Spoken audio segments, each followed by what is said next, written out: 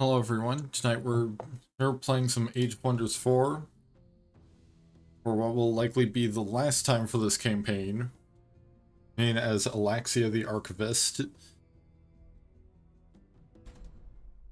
Though that depends, because I do have a plan that I may be able to use to salvage the situation somewhat.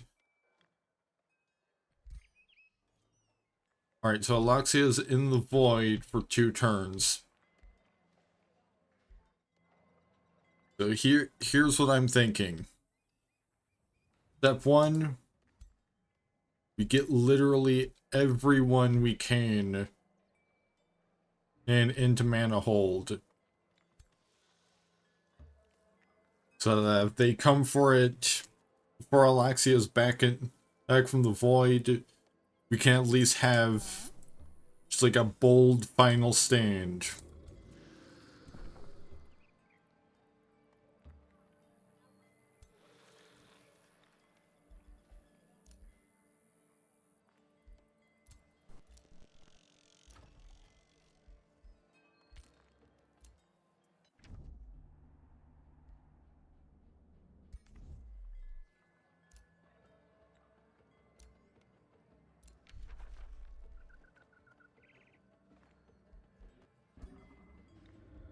But if they don't, they don't don't start their attack before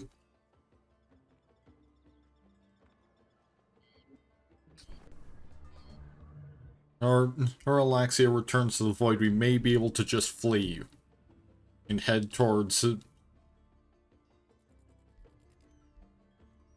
or the domain of one of our allies.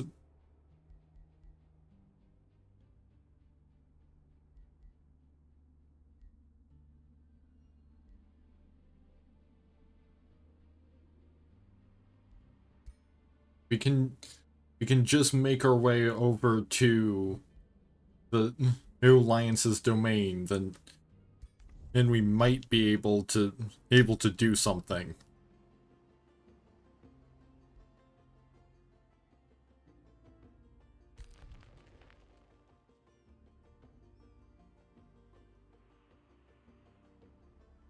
In fact, it looks like Lions has a significant military force right over here that's perhaps even kiting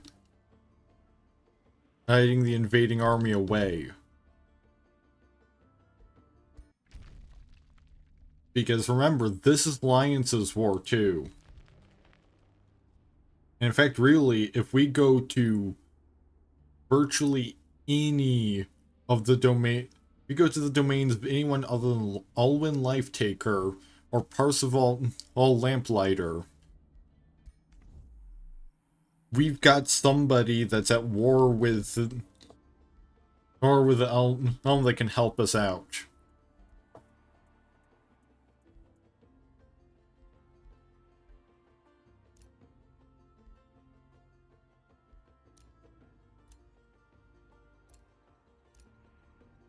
If we had the funds, you could also hire a hero to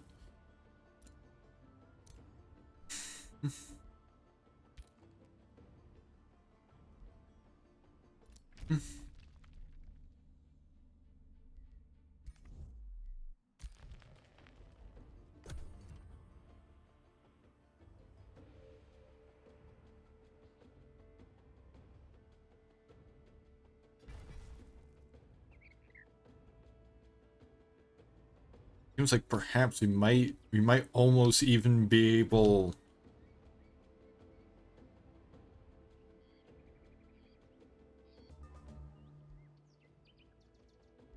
Never know, we might even be able to take Astropolis back.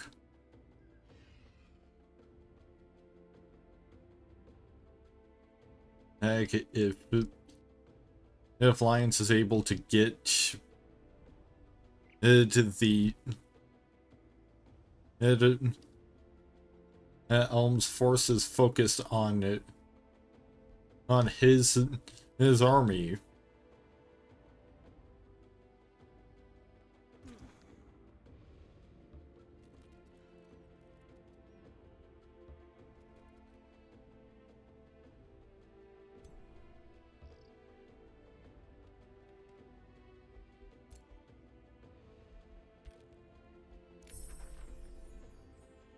or we have, how to cast Astral Shattering, and we've also unlocked the ability to pick up a new tome.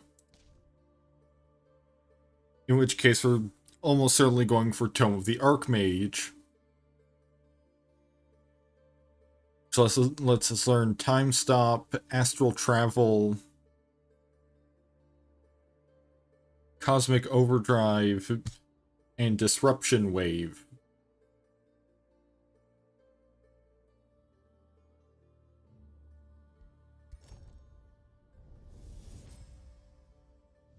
When your capacity to command the arcane reaches its pinnacle, you will find that your connection to the astral sea starts to seep through into this realm and affects your own reality.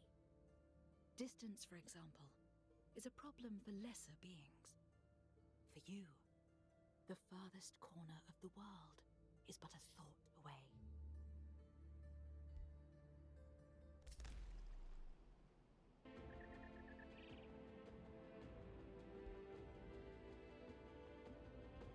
Alright, so here's kind of the problem, is that we don't have any visual on the any members of the invading army other than this squad right here.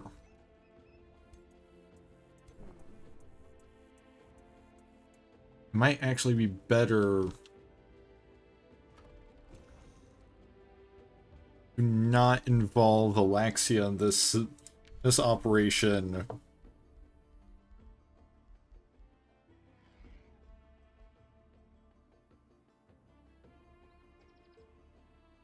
Because I'm looking to see what happens if we cast Astral Shattering. Oh, but we have to be a bit closer by. I think we just need to get a visual on the city.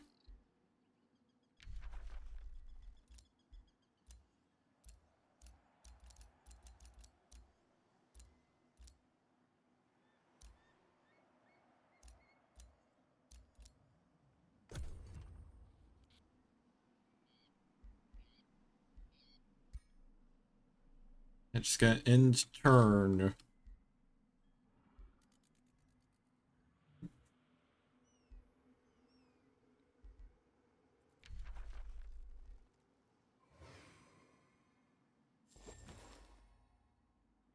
Yeah. Okay, so it looks like that's not a valid target.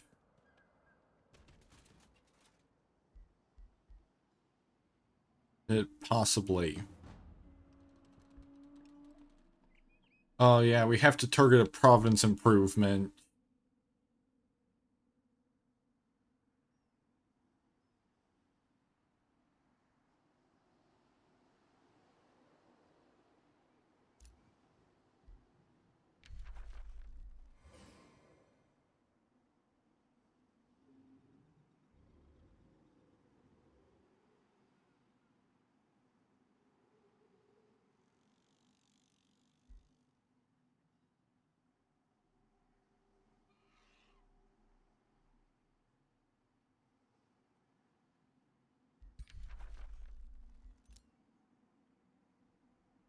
Okay, so it looks like they've still got a pretty significant force in the area, so we might want to head southwards.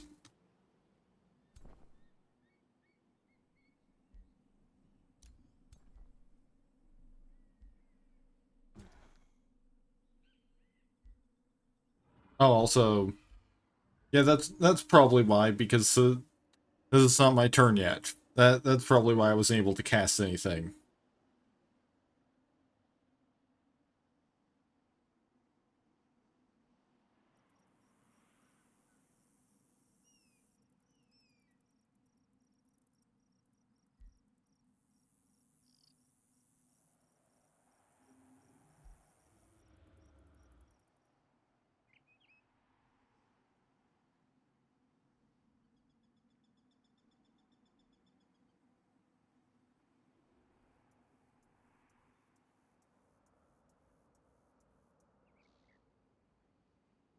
Yeah, if we head southwards towards where Air Alliance has a siege happening,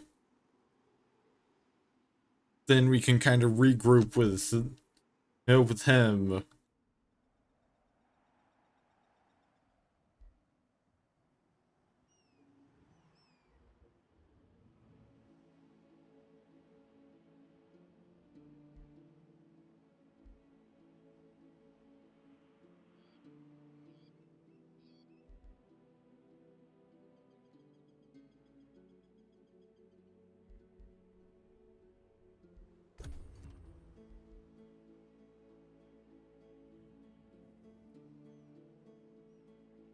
Man, first I've got to wait for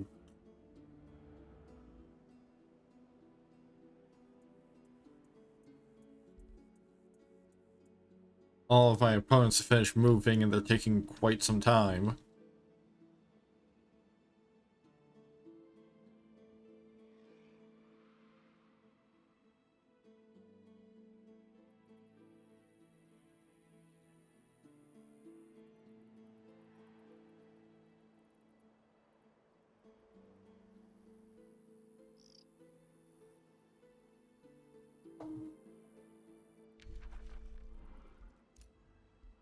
Crap, I didn't just like bug the game or something.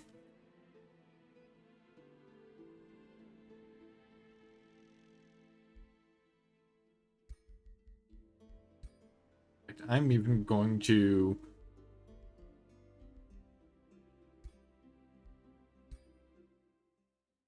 like reload real quick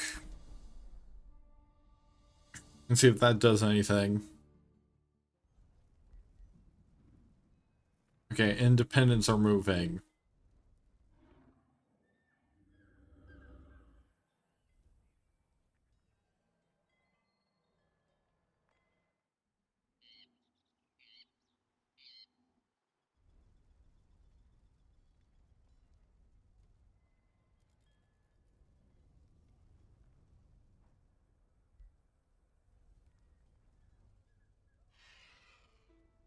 Strandhold is currently under siege by two squads of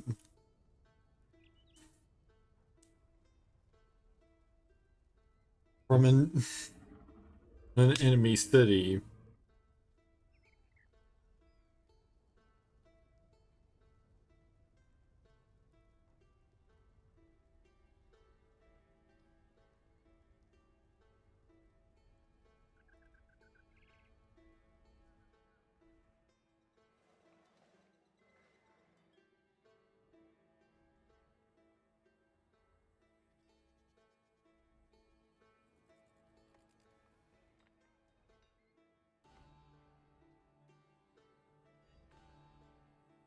But you know that shouldn't be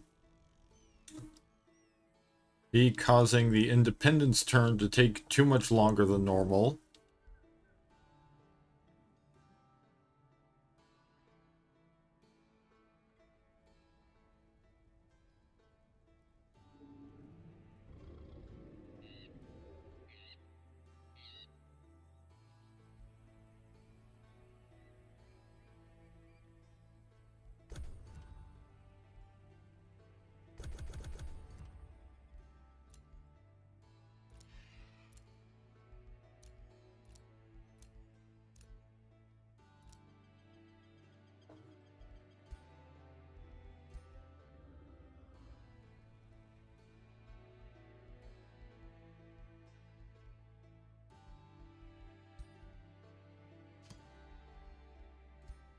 I also see about loading a different save.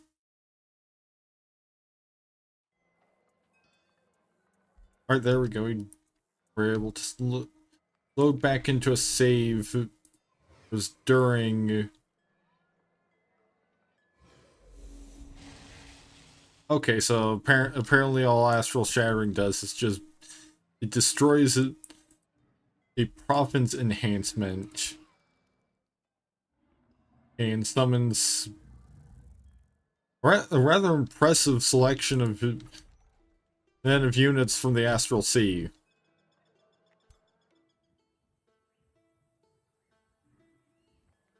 I think maybe...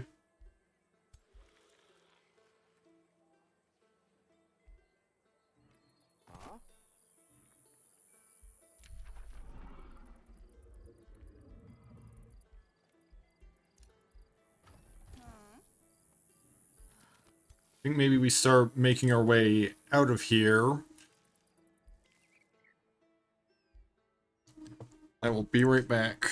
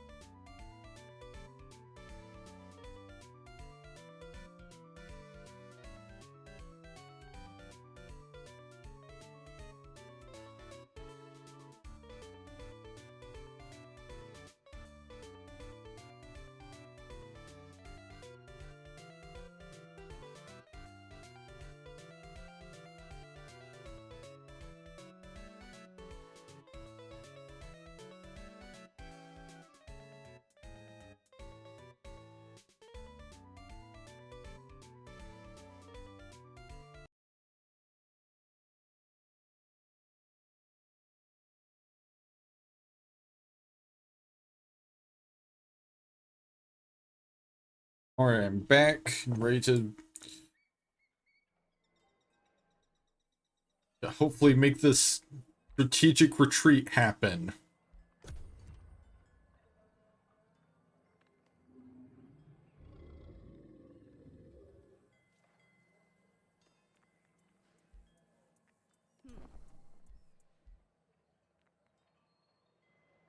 I hope hopefully this time the game won't seemingly glitch out. And it looks like it is not.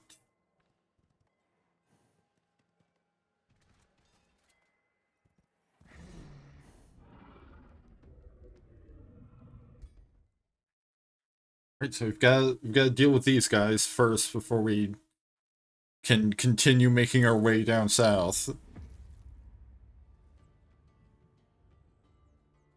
But you know, by comparison, this should be easy.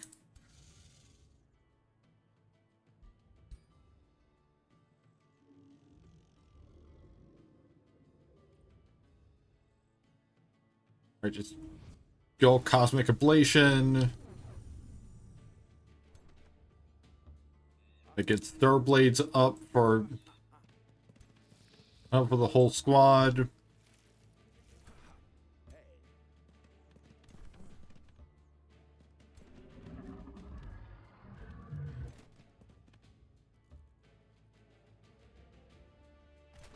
Hey, I forgot we still have a hero. Because we've got Razmalev hex him.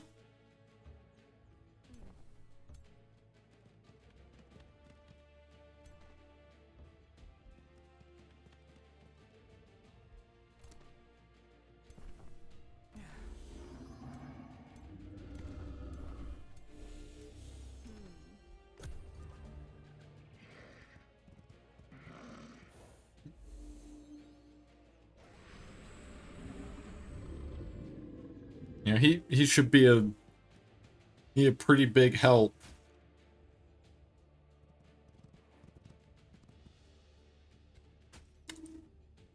in the battle that's inevitably coming.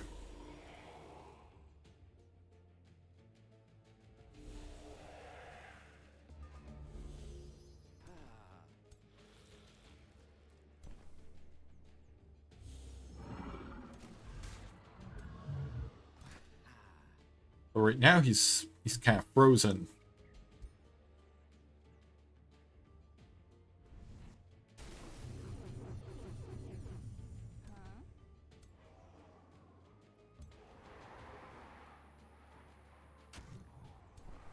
And so he's gonna be a little limited in his ability to help out right now.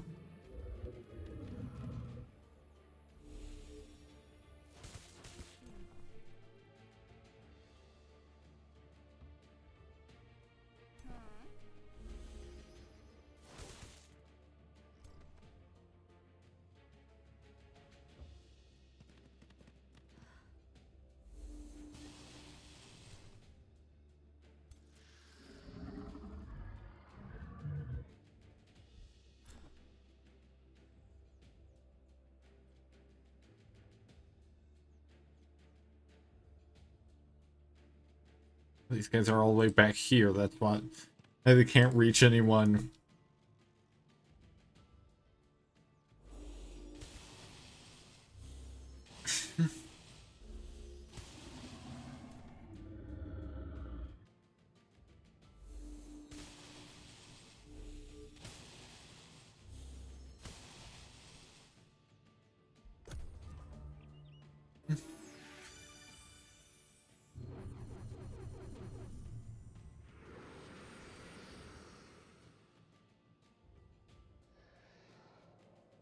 I think that move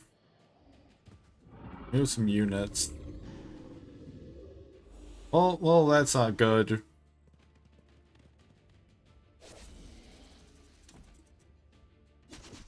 Neither is losing.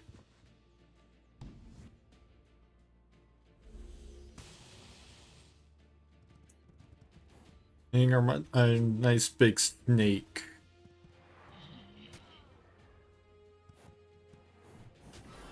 Hey, their hero's dead.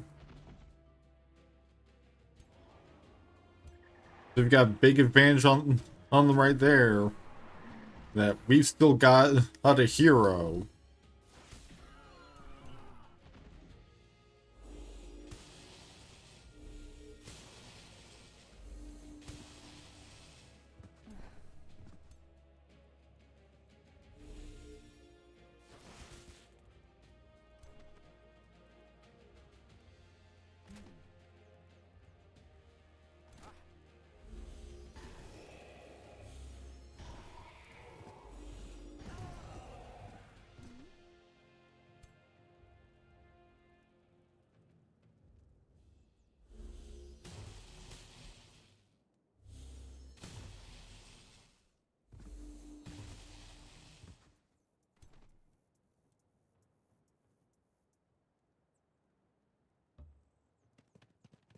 And we seem to have pretty good morale all going too.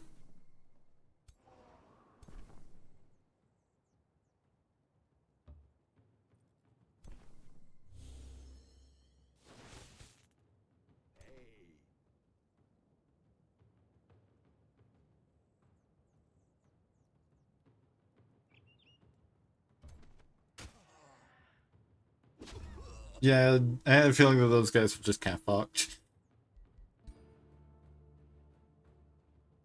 We're just gonna finish that unit off. Good old cosmic ablation.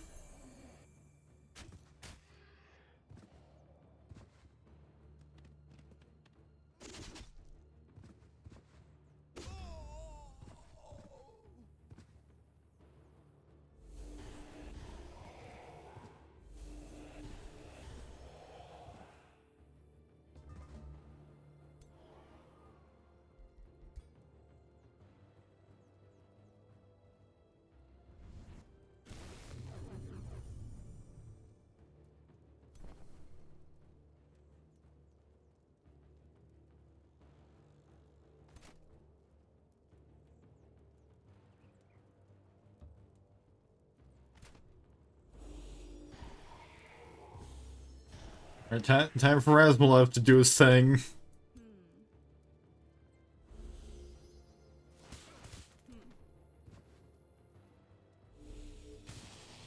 At least he's plenty strong.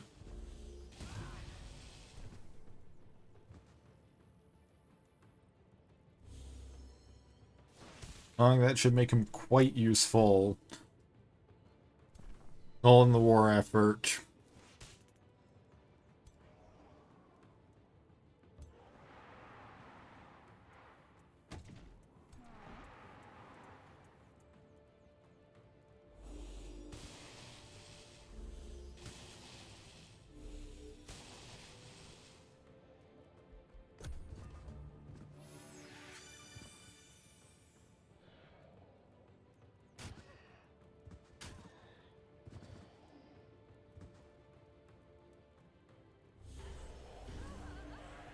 Lost another unit, but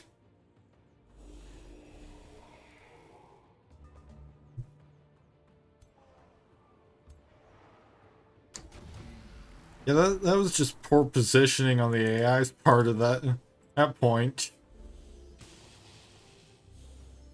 Just putting a unit that was almost out of hit points right there.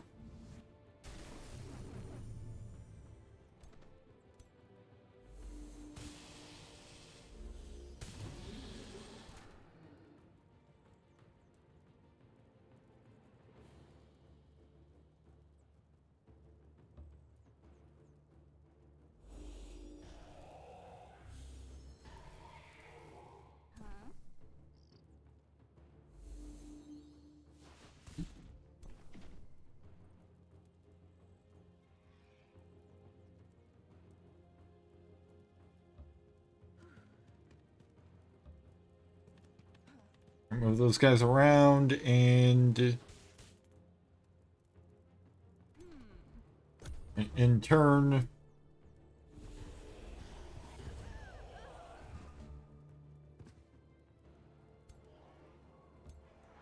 Well, at least it got you how to be extra useful before they died. Because, as I specifically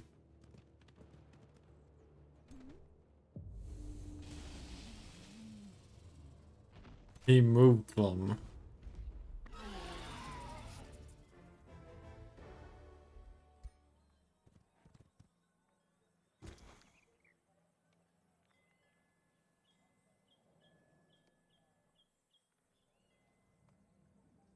Okay, so we lost a good half of our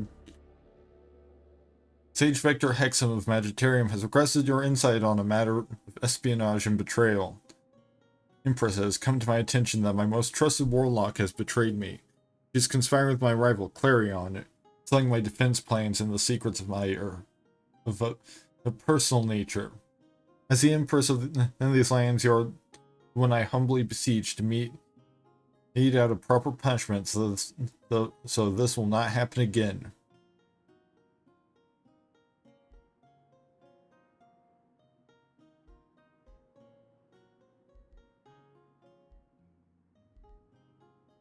Yeah, make sure he is tortured by visions of her betrayal every time she sleeps.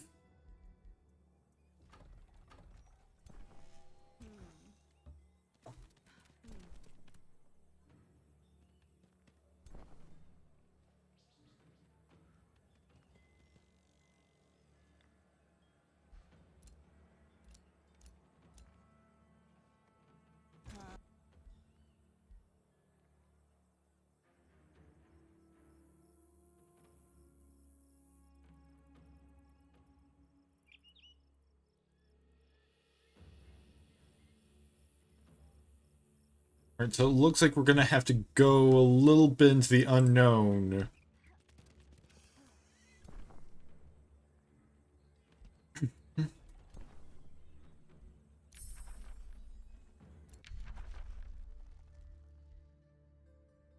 The Arcane Maelstrom. I'll go for learning how to conjure an Astral Keeper.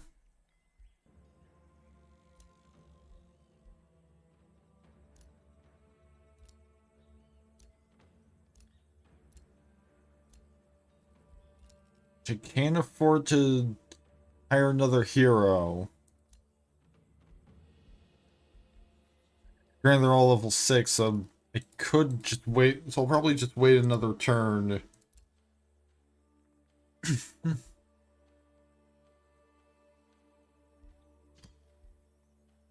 So there's also these guys.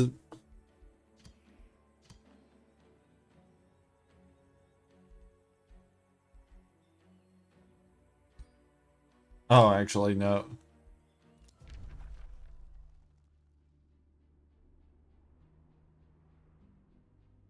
You've lost this war, Alaxia the Archivist, but I do not... Fuck you? No? Like, you really think... Like, you haven't done shit to me. You really think you can make demands? If anyone can make demands, it's Elm.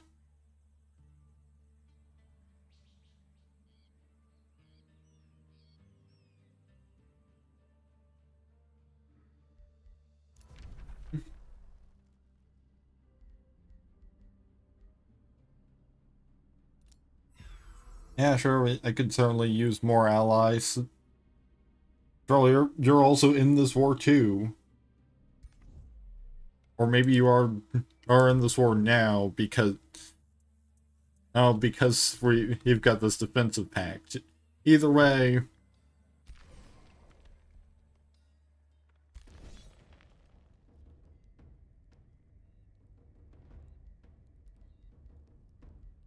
we're just gonna auto combat this.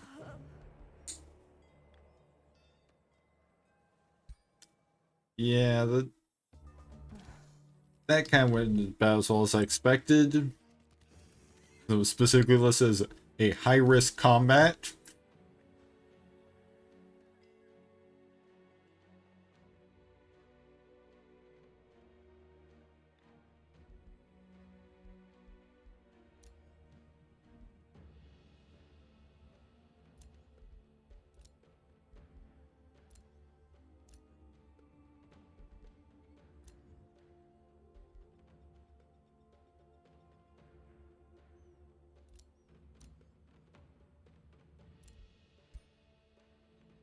I think maybe I'll wait on hiring any heroes because I think they spawn in one of my cities, so I might want to wait until I've got a safe city for them to spawn in.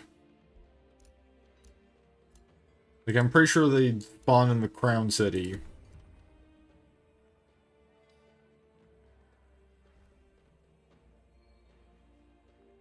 Which is, where place we're kind of abandoning right now.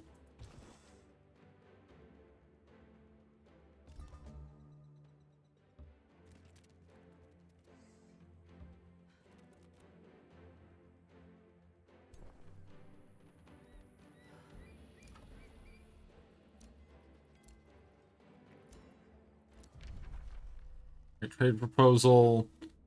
Also, no.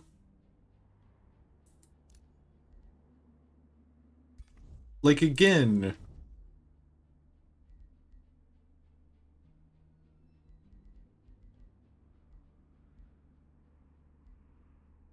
Wait, hold on.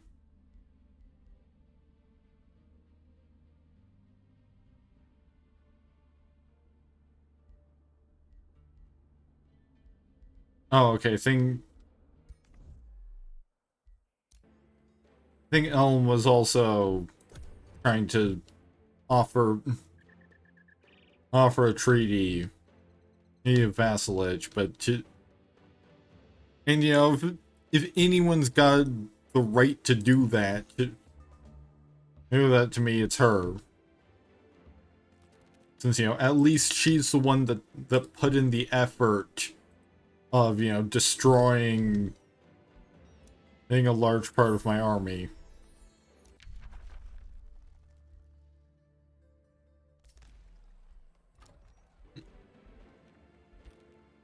And not really much point in saying production mana hold right now. Ooh, we can start a new rally.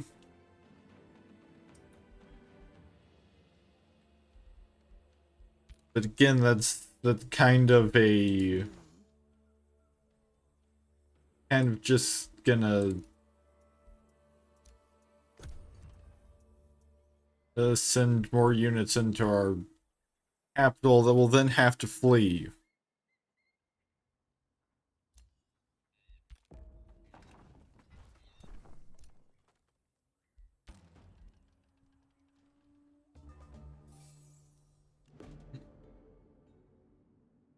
You have treated your citizens in mana hold well. Now a famed bard contacts you with a charming smile wreathing his face. It is an honor to speak with you, great Empress Alaxia the Archivist. It is a flamboyant musician set strumming a lute. I am known throughout the realm as a humble bard, art storyteller, and lyricist extraordinaire.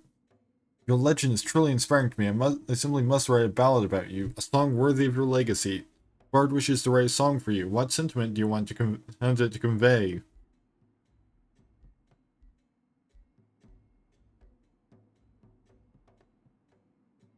Yeah, we could probably use the extra morale.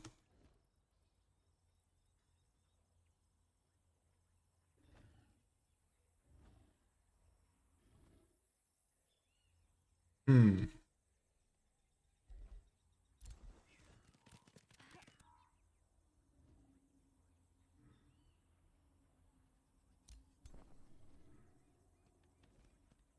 Okay, so this army right here could be a problem.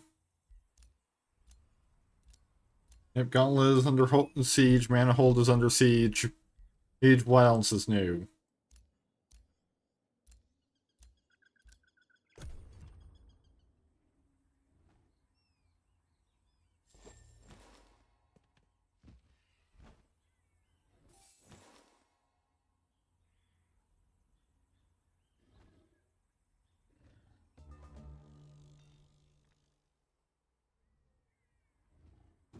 Perhaps we can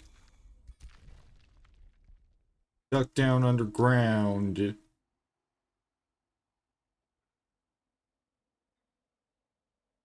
Okay, so it looks like this might not actually be able to do anything. help us avoid.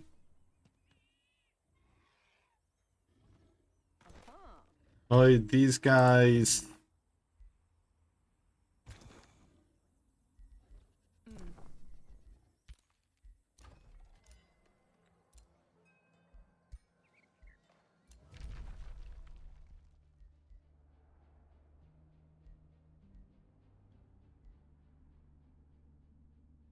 Alright, so let's see.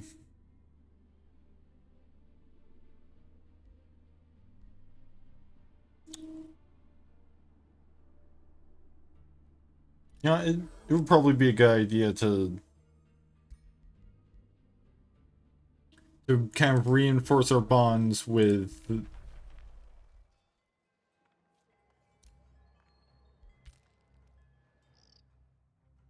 I mean,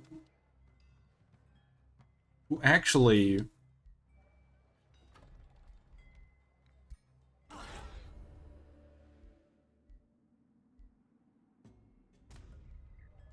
that's actually very good because Magitarium is all the way over here.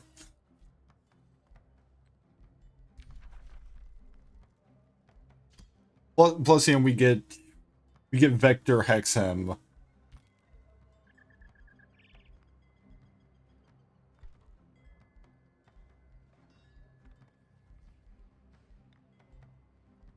Now, is there an option to move our throne city anywhere?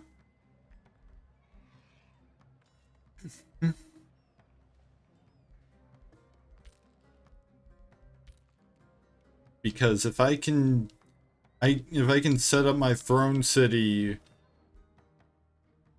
over here in Magitarium, then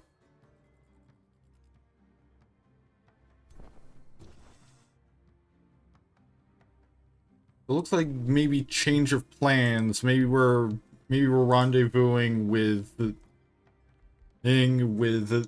Vector instead.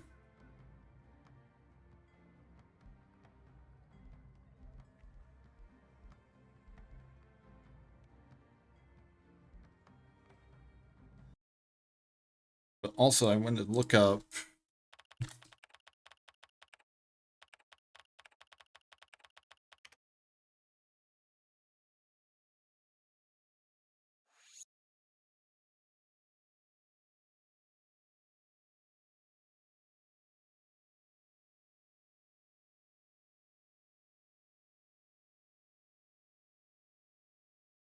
The throne city can be changed at a cost and time. This blocks all structure and unit production of the new throne city while the change happens. Hence, all wizard tower structures will be migrated along with the throne. But where's the button? Oh, okay. Hey, perhaps it's in here. Yeah, transfer throne. Own 3 turns.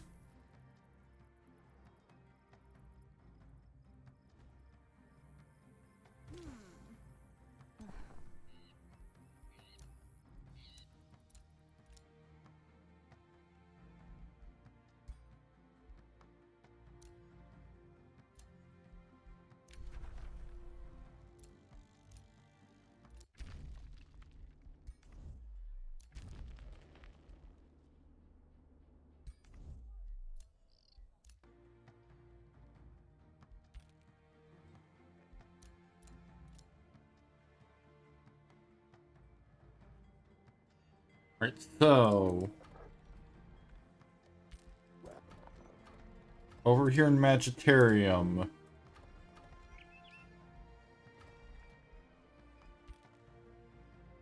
Magitarium is in the process of becoming our new throne city. It is worth knowing that we don't have any treaties with Claria the Prophet. Currently.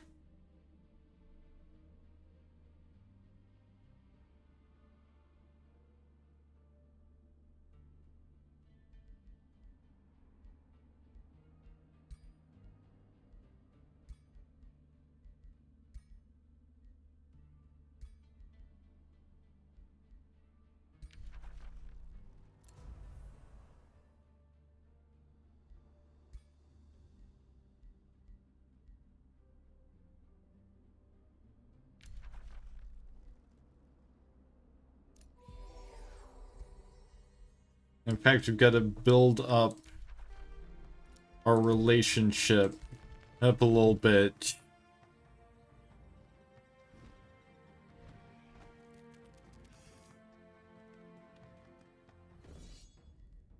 I'm just gonna auto combat that. Well, we lost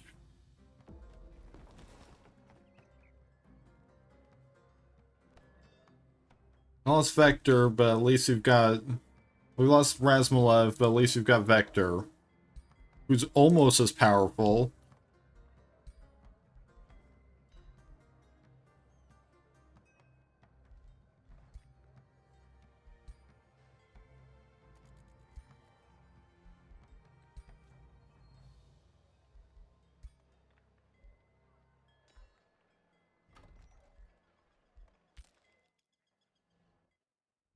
And so it looks like it take.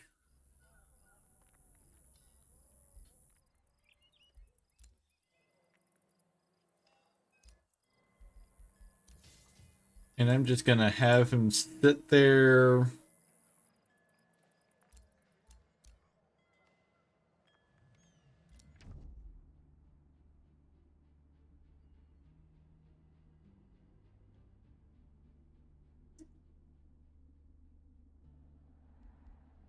Look, I'm just trying to be friendly with what's going to be my new neighbor.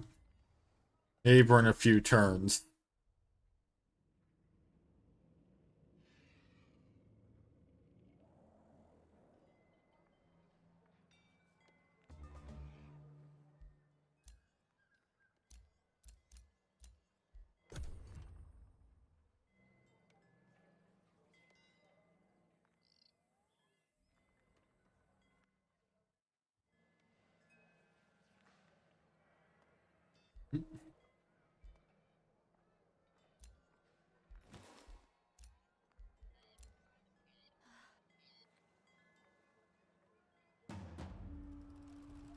That Manifold is under siege now.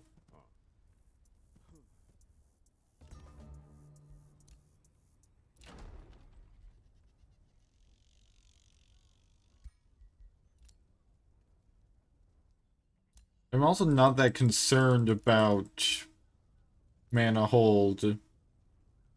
Really, I'm thinking I've got to. Actually, I might be able.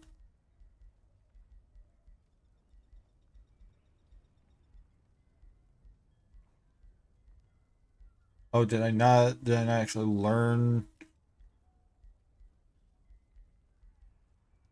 that spell?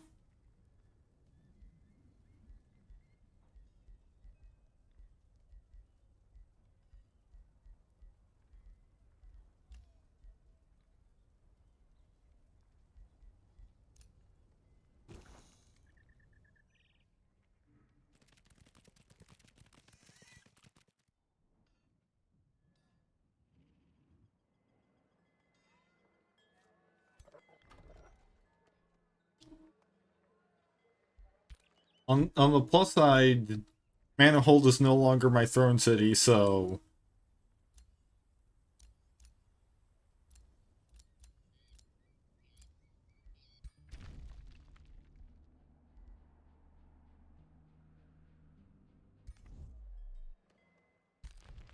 And well, we're not specifically allies. It's likely Claria will just kind of protect me if ever comes for or Magitarium.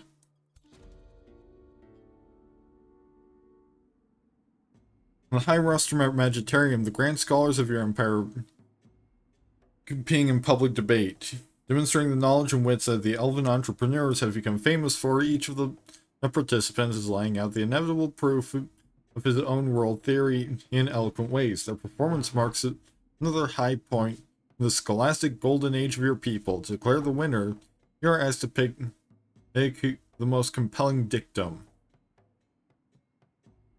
The world is a lock, knowledge is a key. Knowledge inspires people to greatness, or knowledge is wind that lets us sail the astral sea.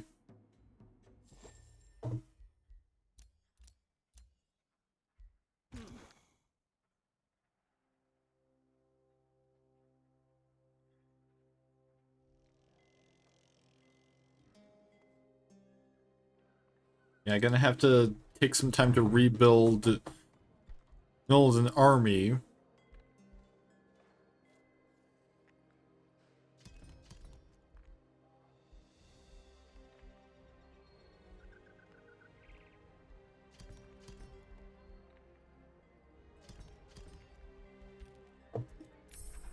Yeah, now I know how to cast astral travel.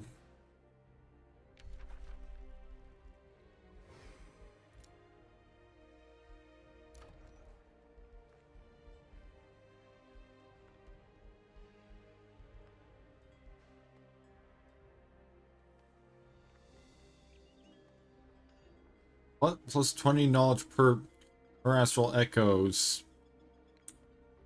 For 5 astral echoes. You don't have any astral echoes, so...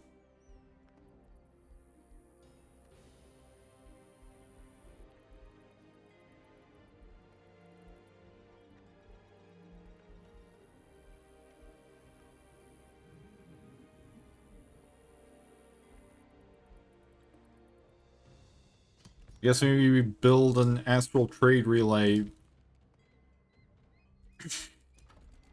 Because we're gonna need something to help make sure that we've got plenty of gold coming in. Materium Adept and Aggressive Tactician. Not sure, you can join other Hexham.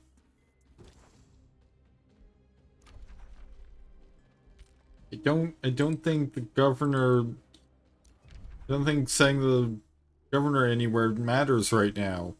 Also, no, fuck you. I'm not becoming your vassal. You haven't beat me yet. Try coming and actually taking my new throne city. Then we'll talk. Oh wait, we won't because I'll probably be dead. You know, you can pretty much take the city over my dead body.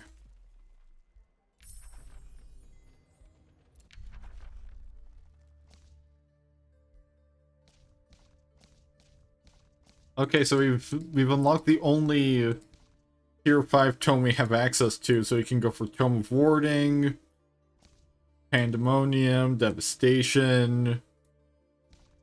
Devastation could be good. Siege Project. At the start of the battle, gain 6 Warhound units on the attacker's side until the end of battle.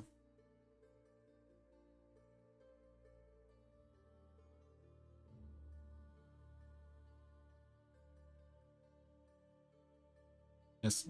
Specialize in phases and sieges and dealing damage. Change physical substances into vast amounts of mana. Specialize in debuffing enemies, buffing allies, and changing our economy. Manipulate the earth at will. Specialize in dealing physical damage and hindering enemy movement.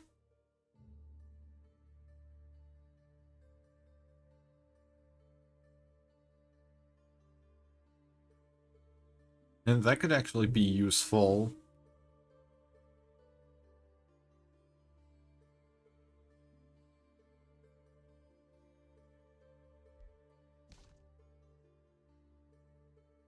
Debuffing enemies and healing allies. Strengthening units with the brute power of wild beasts. Specialize in healing and buffing defenses. Lowering enemy morale and unconquering cities. Cause enemies to become blind and spread Arctic terrain throughout the world. Turn your people into the undead and... Ooh! Undead units that... get 100% minus 100% modifier to morale changes. But from the sounds of it, that makes undead immune to anything that impacts their morale.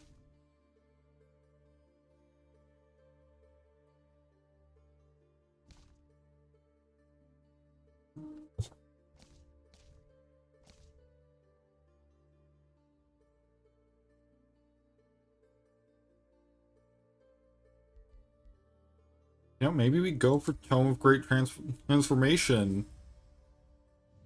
Once you have felt the power of necromancy, you begin to grasp a greater truth. An empire does not really require life to truly live. Life is untidy. It is unpredictable and inefficient. Grant your people the gift of everlasting undeath, and they shall repay you with eternal, ordered obedience. And so let's say, necrotic spires replaces defensive towers. Necrotic spire heal an allied aid undead unit within the 6 hex area. 15 hit points makes it become strengthened and each turn.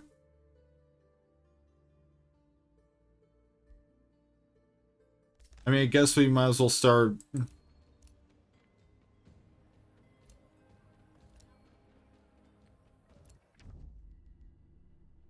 Well, yeah, of course I'm going to decline becoming a vassal to a guy that hasn't even fought any of my armies.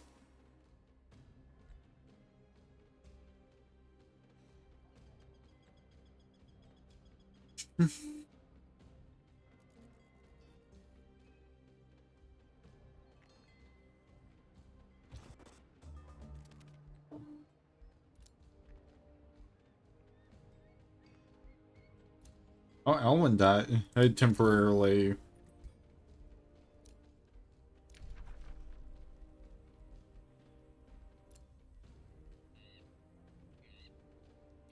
The trade proposal. Of course, this asshole's going to like really.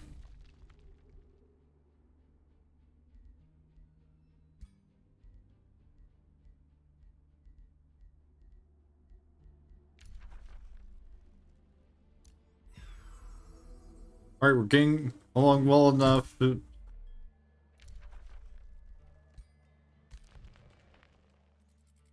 think the biggest threat is probably direct terror, since they're right over there, so they could send a war party over to Magitarium.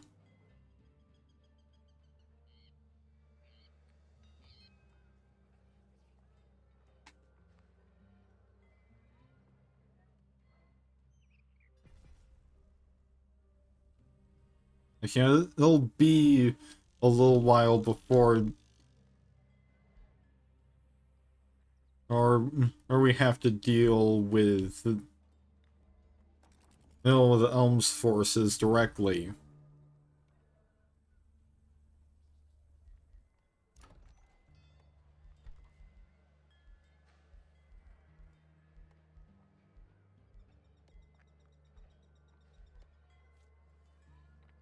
I guess maybe we build Wizard Tower level 1. Omnisphere has been captured. A Parsifal is in the void.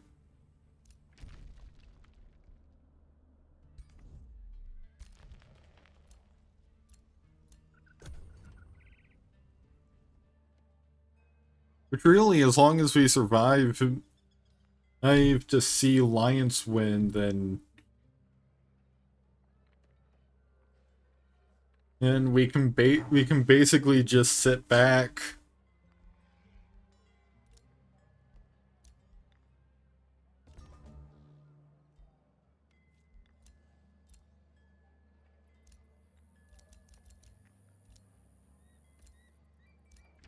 Message received. Yeah, I mean, I don't really have anything. Oh, nice. -1 turns to respawn on the ruler. Ruler respawns with the full hit points. It means gain access to a recall ruler spell, which allows your ruler and his army to be teleported back to your throne city. That seems useful. Kinda wish I had had that before.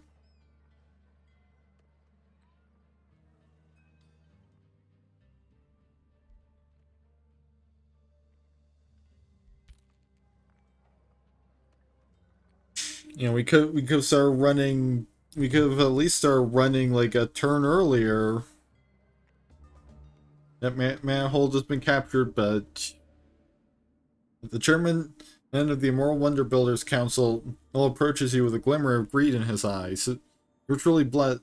These are truly blessed times for us immortal wonder builders. We prosperous things of beauty and worth are kept safe within the divine and treasury of your making.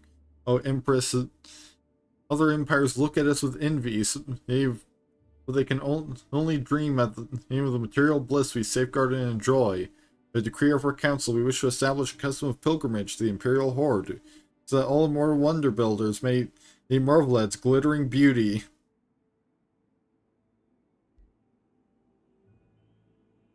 Let's see, go for Mark of the Horde.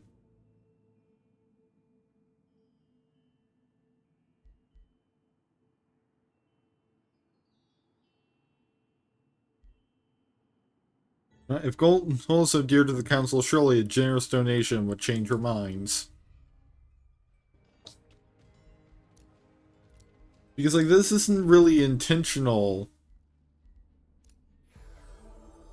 Alright, cool, got another ally.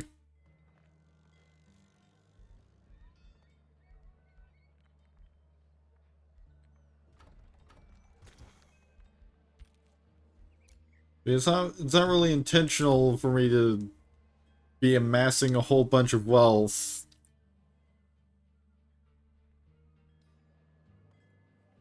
Oh, now I have 30 souls. Souls for my...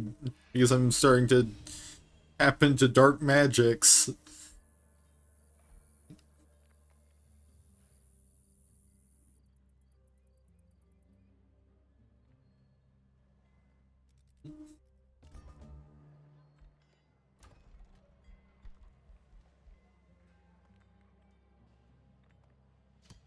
I guess I'm just gonna continue building my wizard's tower taller.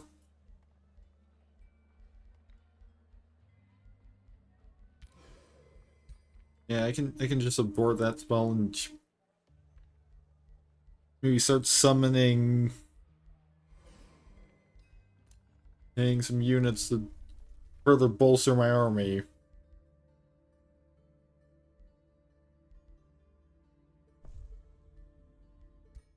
Yeah, and it will even...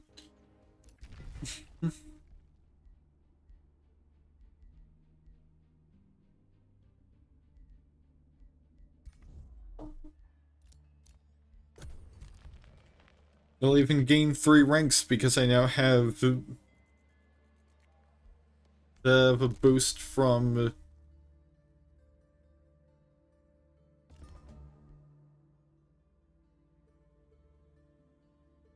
Alright, armies are restored to full hit points and regain 50% of their move points for using a teleporter. I don't have any teleporters or anywhere to really teleport to or from. Yeah, I'll just go for focus studies and...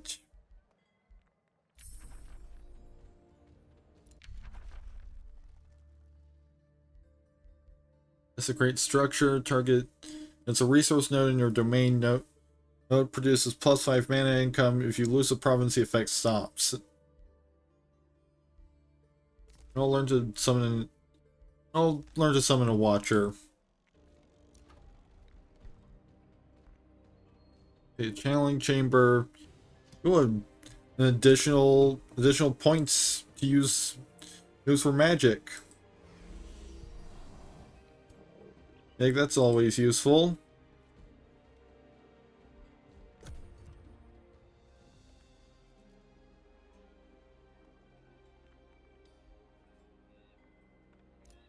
And let's go for this Rally of the Lieges. You get a Spellbreaker and Soother directly to my throne city.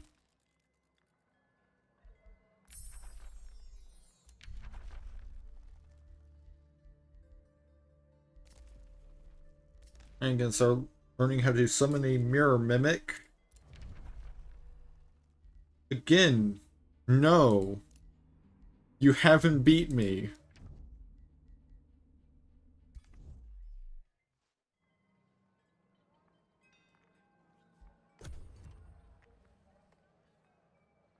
Like I'm not giving up until you come to Magitarium and fight me yourself.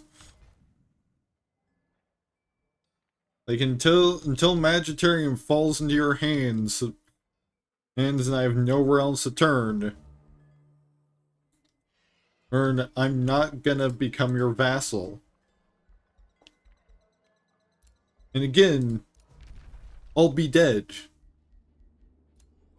Nice. He's got an alliance, got a third alliance. Oh, another rally has started. And I can apparently get a Balor. Or however that's pronounced.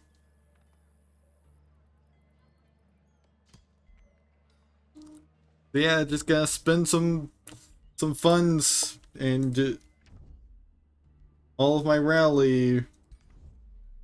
And oh look, their little this little trio is kinda starting to bicker amongst themselves.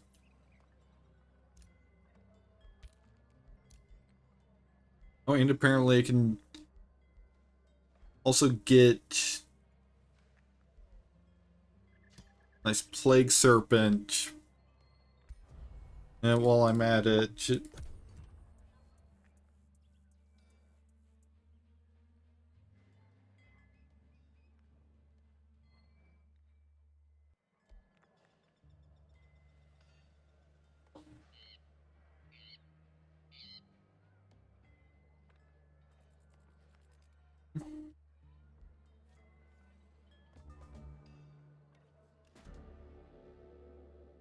for too long has the ritual circle near your city of Magitarium been left undisturbed. Now the dark creations roam freely, threatening the entire area. Behold, the Grand Karag. Now one of the cultists shouts from afar, in the glorious light of Yaka, and with the swift winds of Artika, we will conquer all and prove ourselves worthy of the Shadrai. Yea, for they are the true Ugadir, and only they have true power. Fear our summons, fear the wrath of the Shadrai.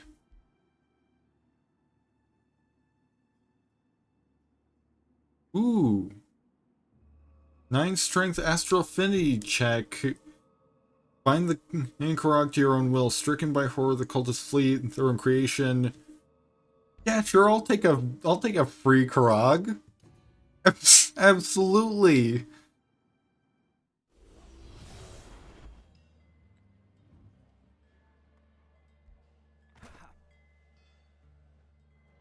Alright, now where's my Karag?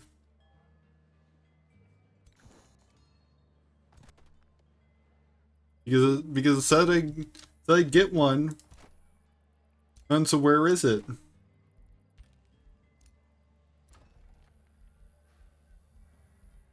Like, do I have to... Oh, apparently I can make skeletons now.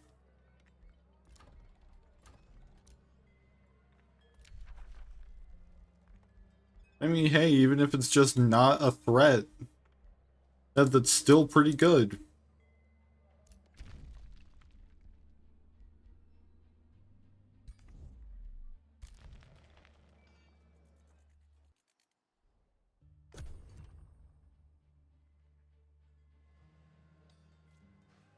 Maybe it takes a turn to get here.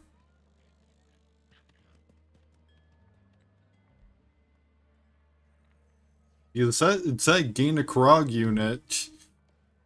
So where is it?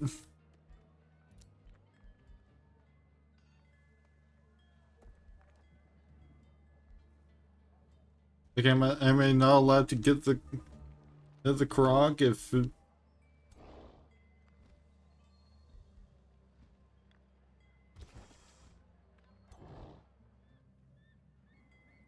I think what might end up happening is I will, end up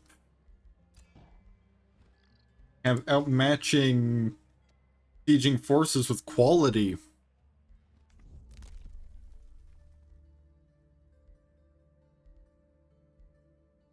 The all-seeing free cities with a whispering stone assigned to instantly provide you with vision range.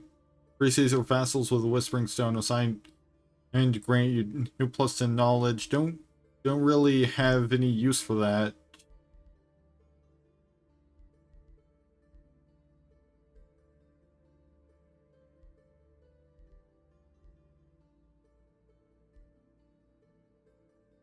Who immediately summon a Spirit Wolf with Guardian Spirit and Resurgence at your Throne City? Sure.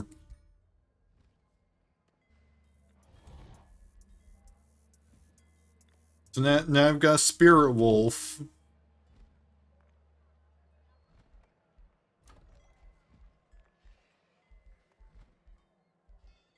And gonna build a nice Apex next Wizard Tower.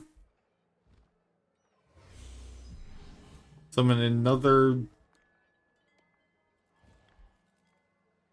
Elite Phase Beast.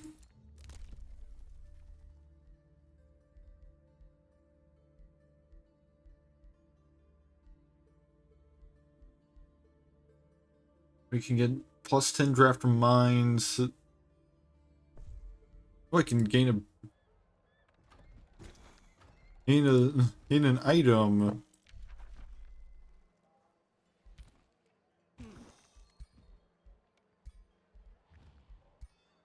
Breastplate of the Champion. Plus 20% damage with melee attacks. Grant. And it's a plus 20% hit chance with melee attacks. Oh, that's... Do I actually have anyone that does melee? Well, Zolathir seems to do some stuff with melee, so maybe... Yeah, he should have this breastplate of the champion. Maybe throw the Noble Aegis on him too.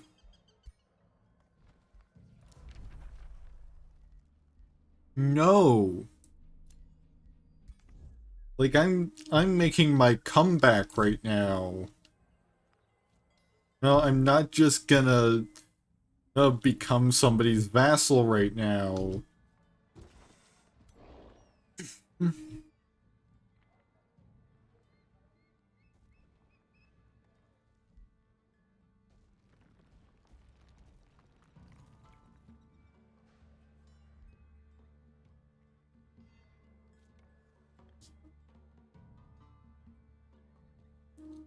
Still kind of disappointed that I don't seem to have gone a Karag though.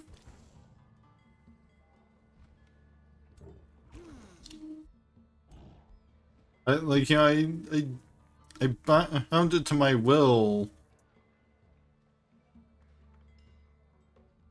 No, but I don't see it anywhere.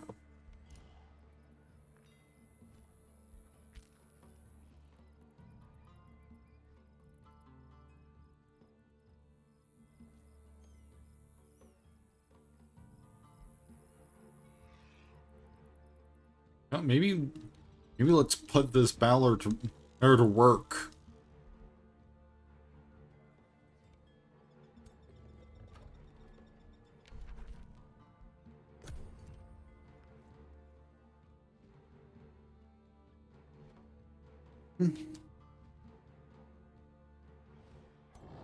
Also, it's a tier 5 mythic unit. It's bound to be pretty impressive. When it hits the battlefield. At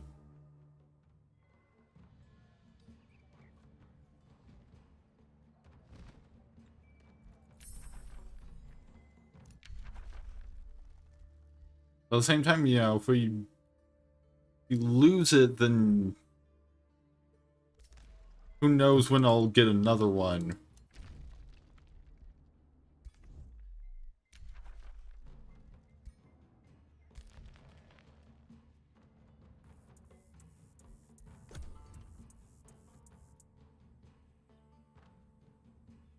But yeah, if I can just start, if this thing can just start ripping through enemy armies, it'd be so good.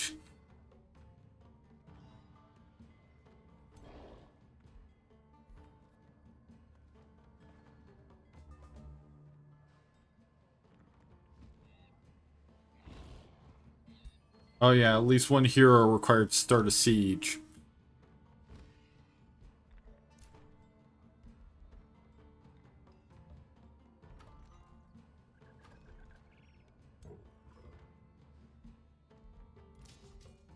I'm gonna have to send the Balor back. I'm gonna have to send these guys back.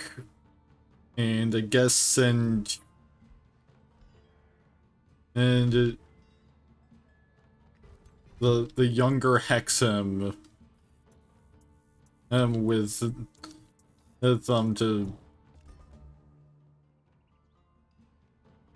to start or to siege. Seed of Astral Lost.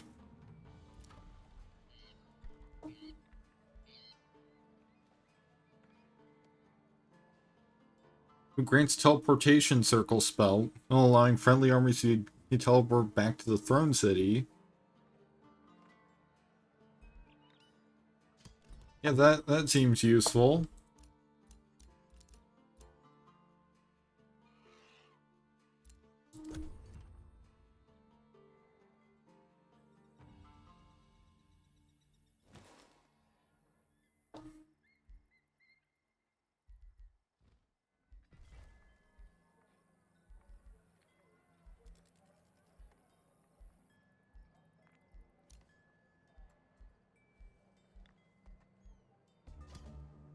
Now, who's...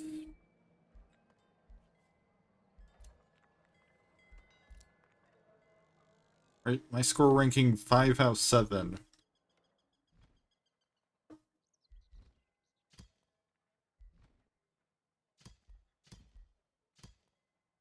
On my expansion rating, 7 out of 7. Like, who is currently leading in score? Is there a way to see that?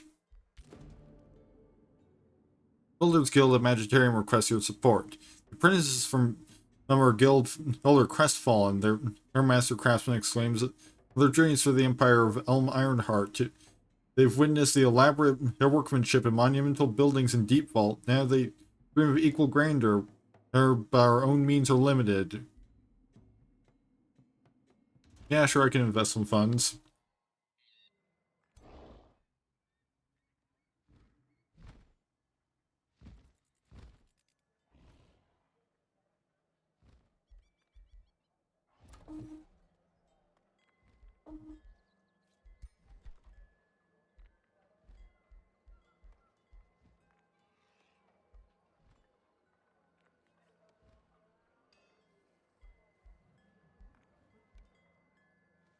Yeah, I'm gonna start making a new Seed of Astral.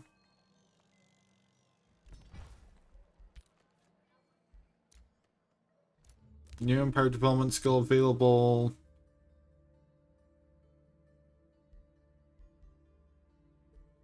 Doesn't seem like anything useful.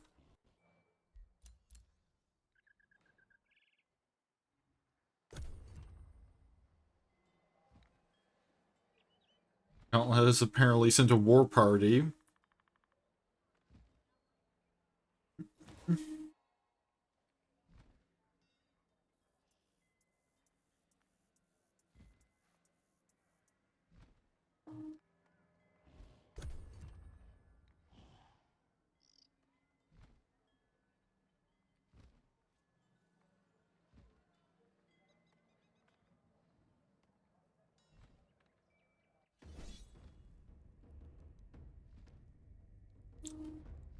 Well, this isn't great. Oh, actually, apparently it's just these guys. So,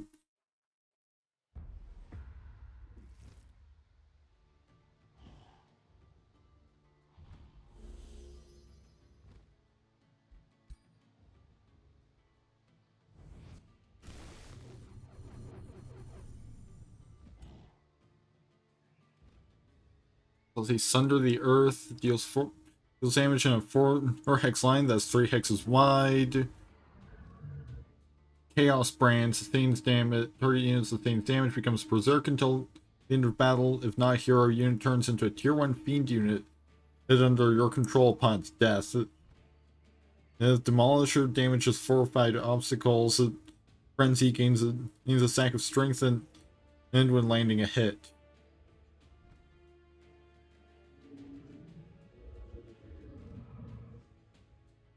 The Berserk is uncontrollable and always attacks the closest enemy target.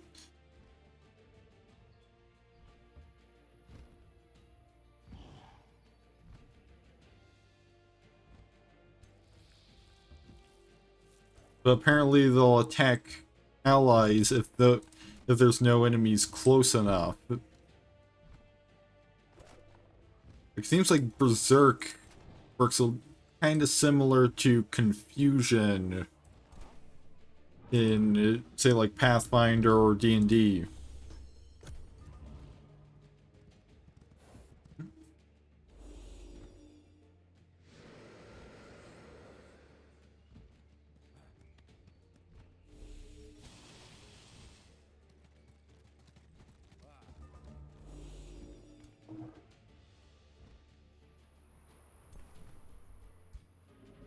Right. Another Cosmic Ablation. These guys are frozen, as are these guys, so gonna have to send other units to deal with this guy instead.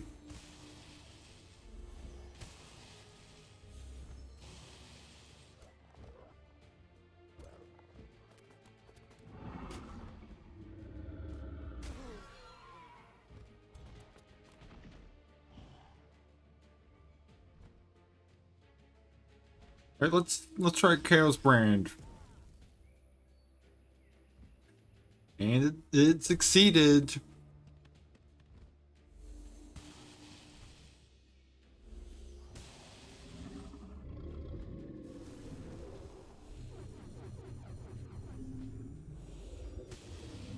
Means that we're gonna, once these guys die, we're gonna get a tier 1 Fiend.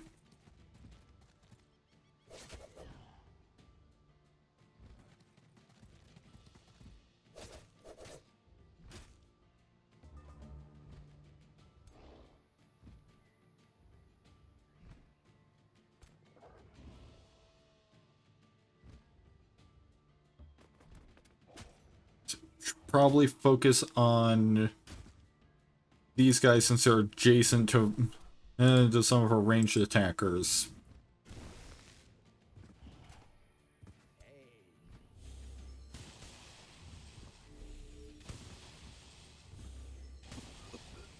There we go. Now we can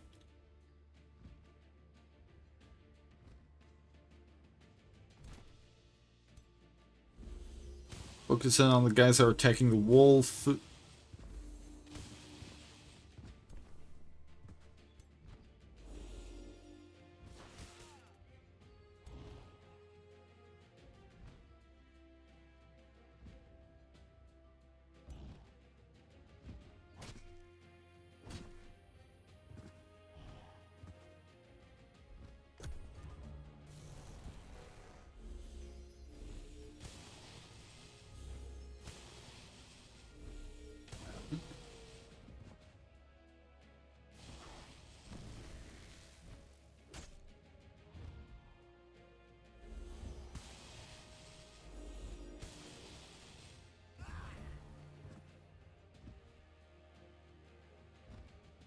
Well, lots of those guys just can't keeled over.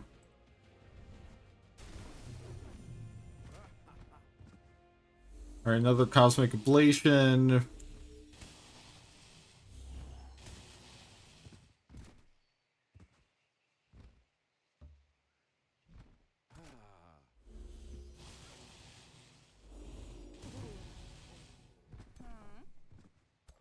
There we go. We've got our tier 1 Fiend.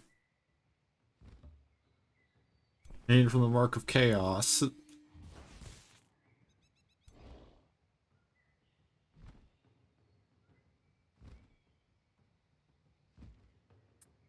Unfortunately, because of just the way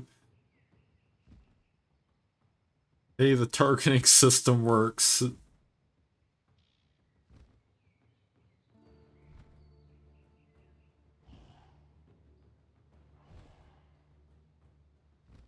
I actually can't hit that arcanist with let's go off arcanist with the with my with Sunder the Earth.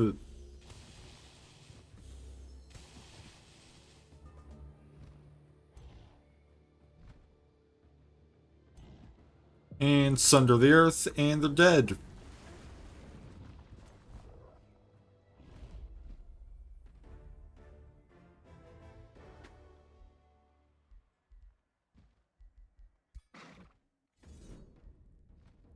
But now I've got to deal with with the Isenbrand de Shade.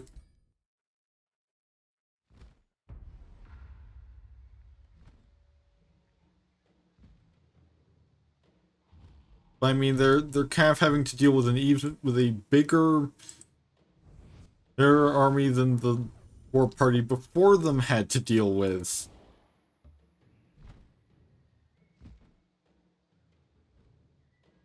Since now we've got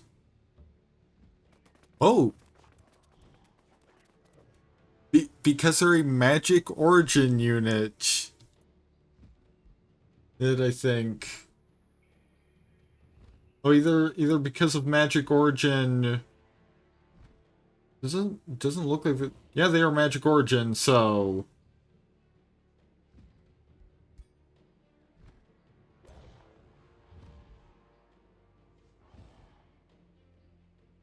well, the Balor has Death Explosion. When this unit dies, it explodes, dealing 20 fire damage within a 20 hex radius.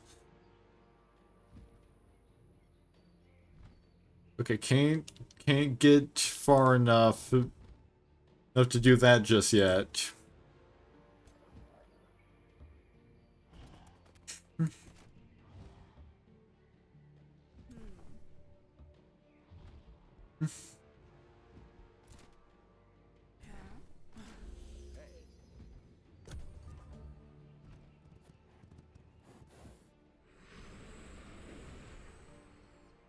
Yeah, that ability does move units backwards.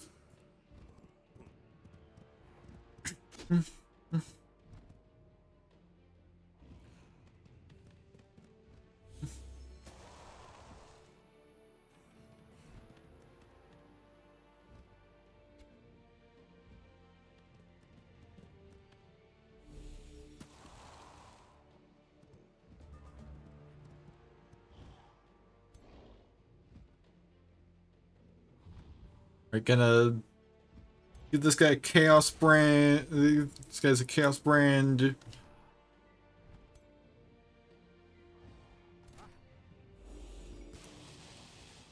Yeah, apparently Inferno puppies will grow up to Inferno hounds once they receive enough promotions.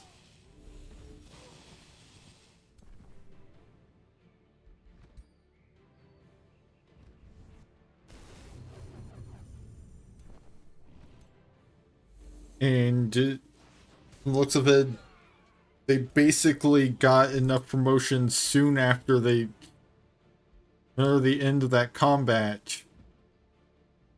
Because of my bonus for new magic origin units.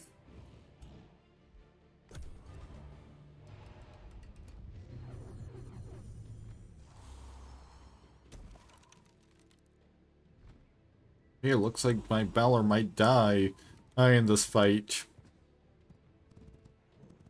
That would be a big shame.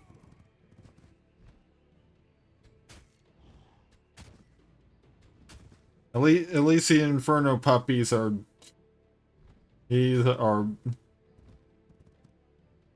buying another target.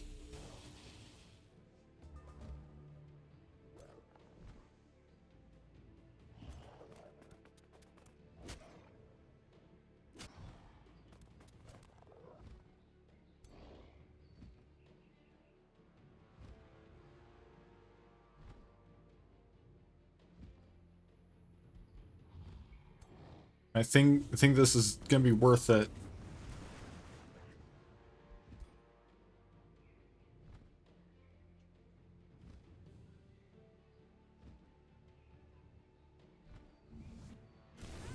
So I can Cosmic Ablation that guy and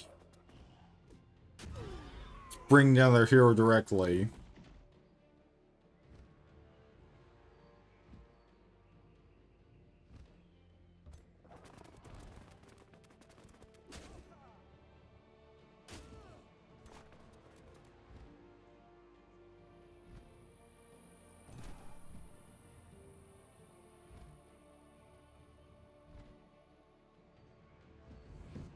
I guess there's one use for phasing.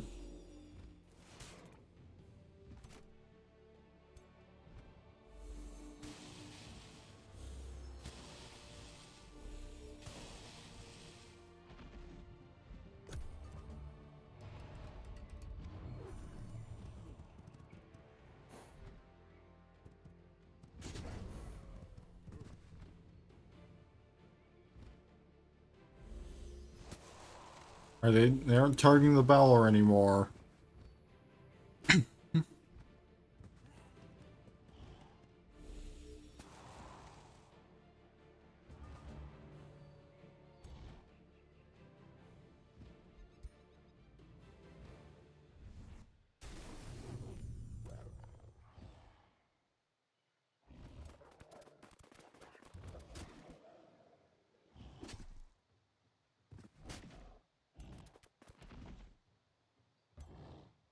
And just finish those guys off.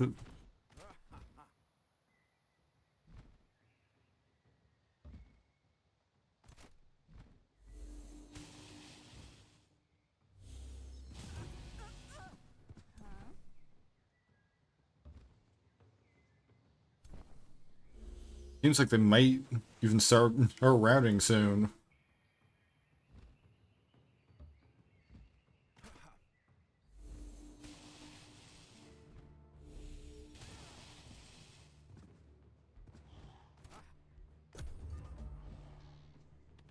So it's one guy with very low morale. You better not be able to kill my Balor with those fumbles.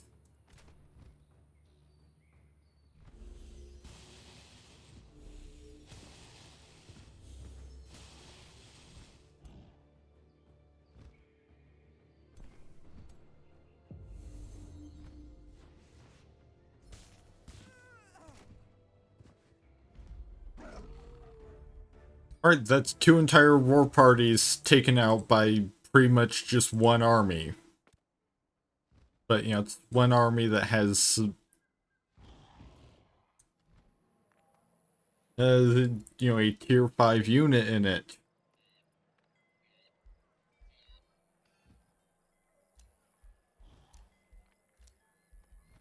Received a trade proposal. Sure, I'll take some gold. Or is required. Wait here for the time being.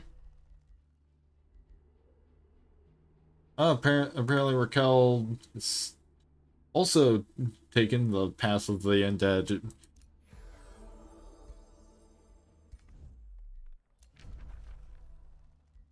No.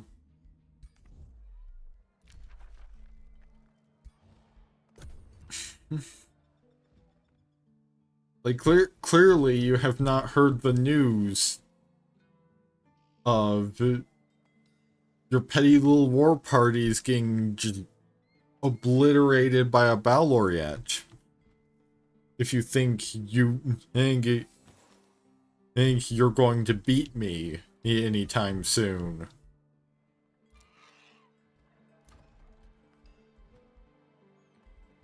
First, you know, kind of, in order to build the other I'll build an arcane observatory in my wizard's tower. And in order to build the other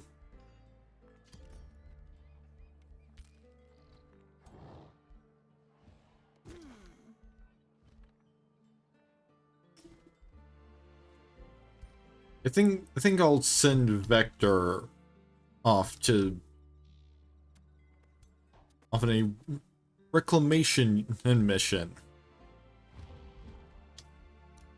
Oh, look, Elm has gone back to the void.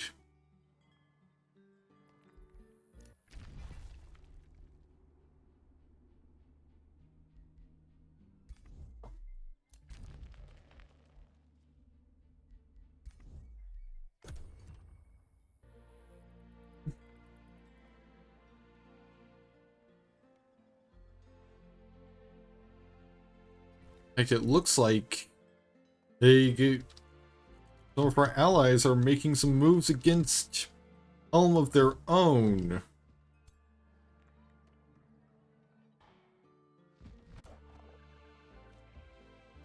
You know, the big thing I'm after right now is just to reclaim my cities.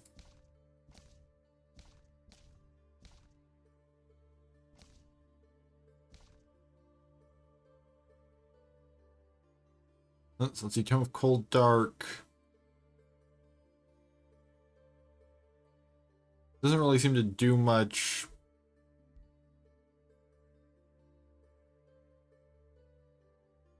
Yeah, I guess we could just select Tome of Warding. Those who master the arcane are as a soothing breeze upon their allies, cushioning them in a protective blanket of air, buffeting away blows, and harnessing the lightning to smite those who dare to come too close. A master of warding will find a myriad of ways to keep their subjects safe. Yeah, if we can pick up the ability to mark a unit as just being invulnerable for one turn.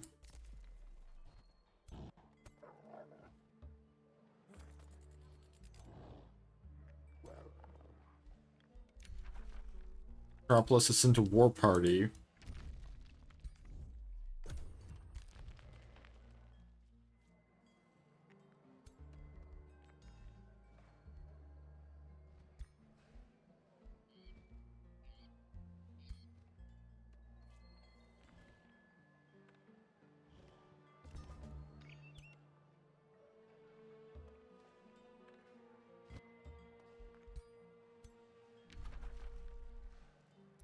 You have started a siege on this city. It takes a number of turns to breach the city's walls, depending on its fortification health. The following assault may be bloody, but a city is a valuable prize when captured. Let's start new research. Let's go for our astral attunement.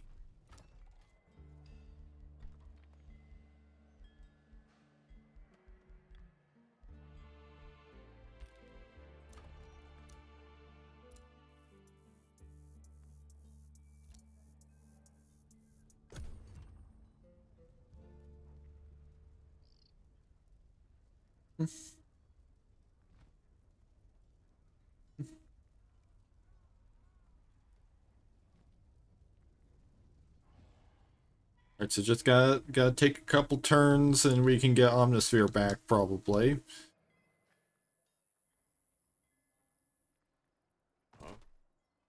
We do have to deal with Fathom the Shade now.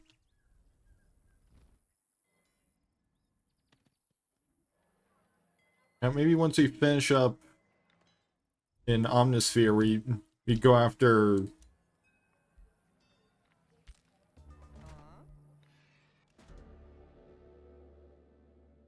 Your advisors mentioned that Magitarium announced costly plans to import food. You contact the city. I'm in the city. I don't really need to contact them. An administrator of Magitarium welcomes you in a good mood. I know what you mean to discuss, my Empress, and you can be proud. Following your benevolent decrees, Magitarium declared the importation of ample meats and produce is for our hungry citizens. The best part? The city is paying for it all. Well, so let's see, we probably don't want to Yeah, approve the plans. Gold doesn't buy happiness.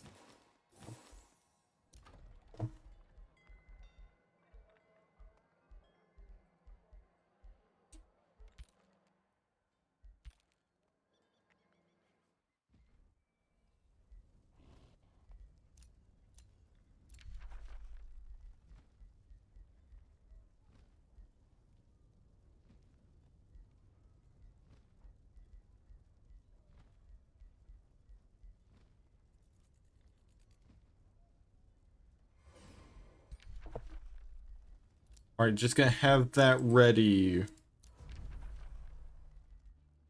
No. Like, how many times do I have to tell you assholes? No. I'm not going to become anyone's vassal.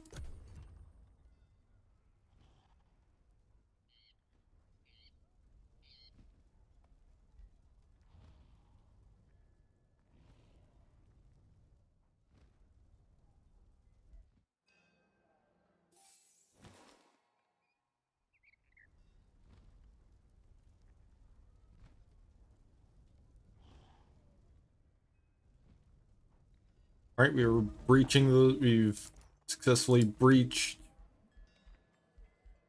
the wall of Omnisphere. Access to another Empire development skill. Funds. Ooh, Shadow Binding. Magic Origin unit upkeep reduced by 20%. Absolutely.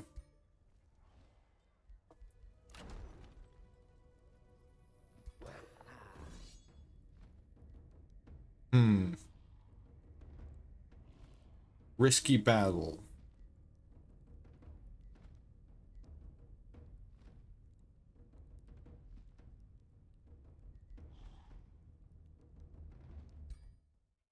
I'll go for it.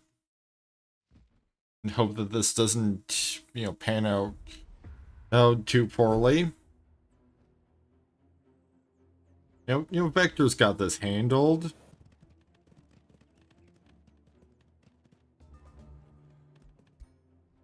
Especially when he's got a little bit of assistance.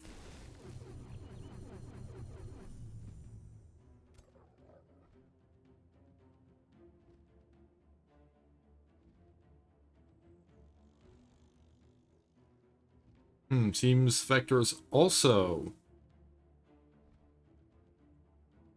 a melee attacker.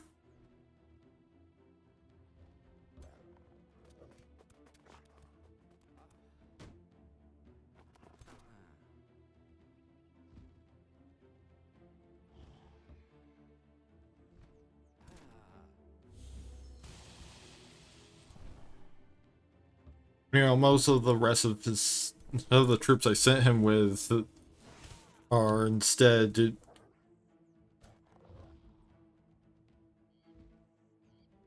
at ranged.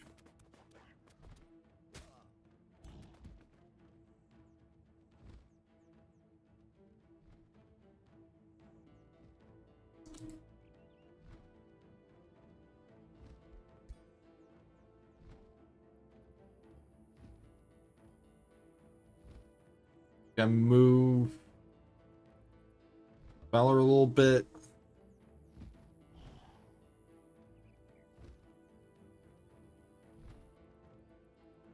Maybe a little bit more.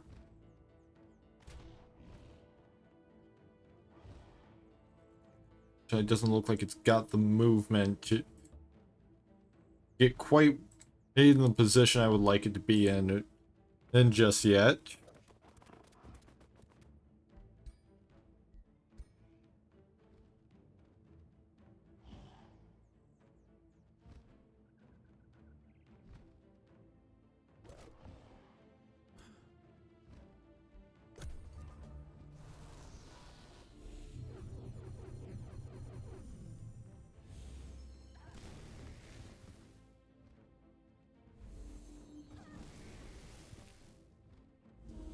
Because at least they're targeting the weaker units and not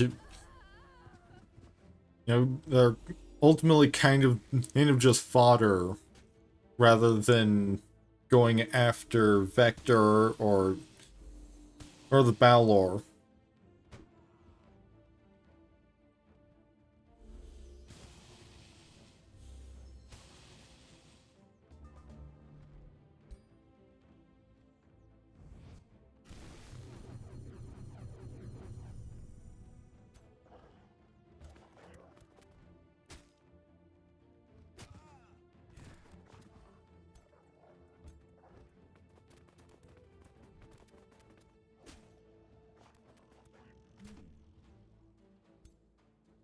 Right, so just sending in the hounds. Hounds of various types.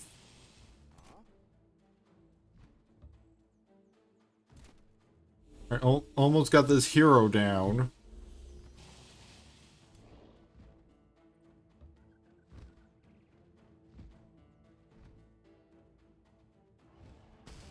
As much as we won't get... really, I missed.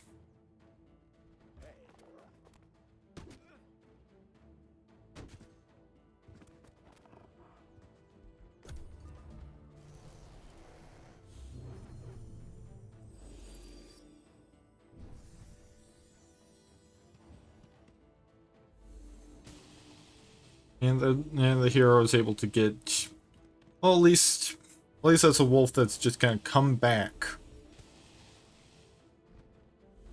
Like, I think Resurgence is like, as long as you win the fight, units with Resurgence come back.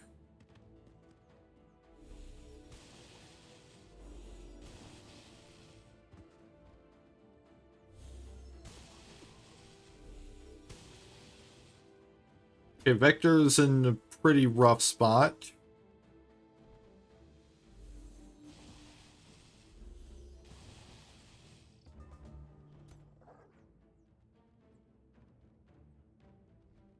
Maybe he can restore himself.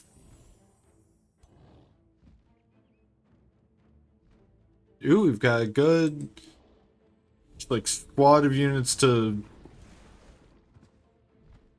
just blast with this under the earth.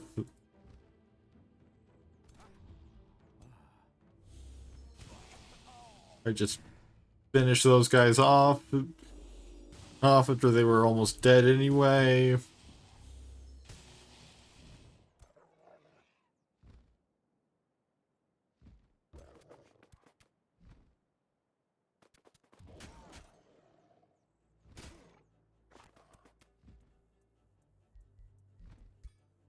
Oh, and I can finish the hero off.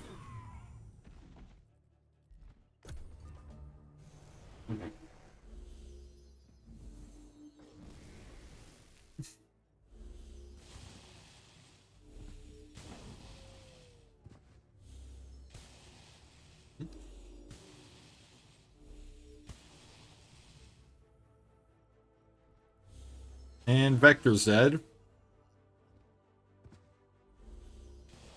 But we should have ways of bringing him back.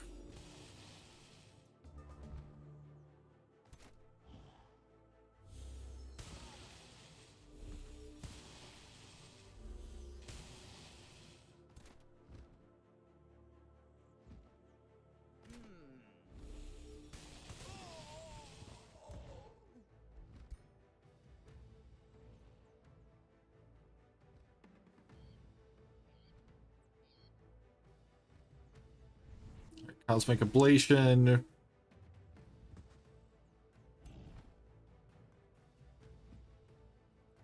Hmm.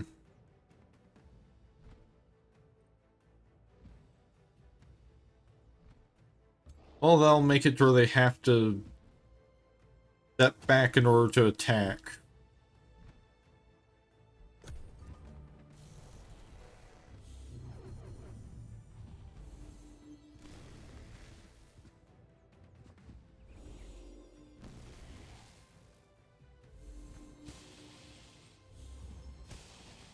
At least, provided they don't successfully kill the Balor first. And there goes the Balor.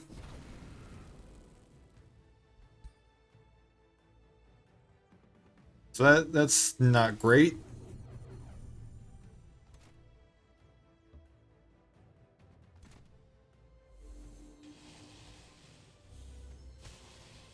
mean, this is kind of the potential for unfortunate circumstances I signed up for by going ahead with a risky battle.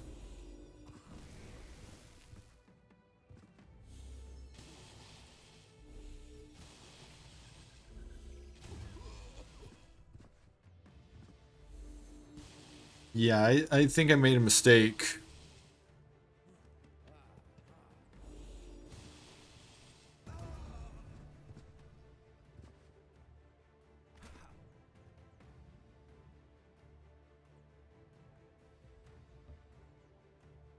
Let's maybe just try and salvage what we can.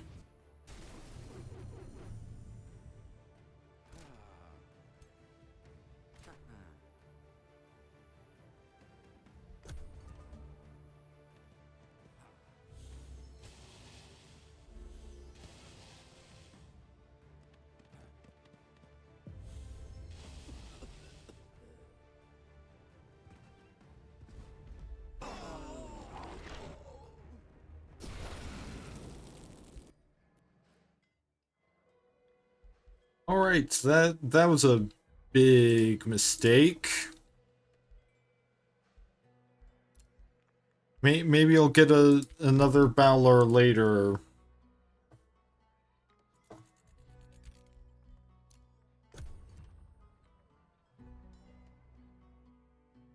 Or with another Rally of the Lieges. This is in 3 turns.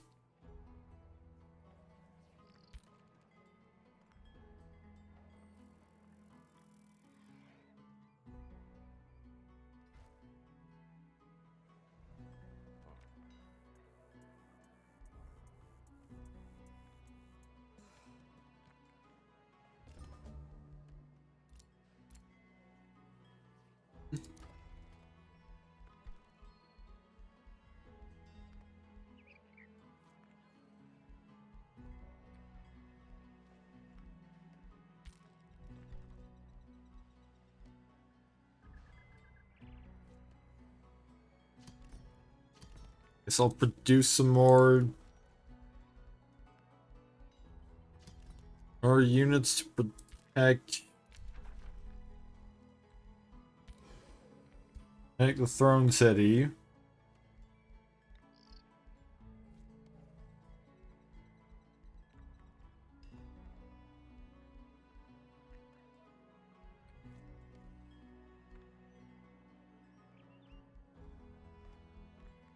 And let's see, what?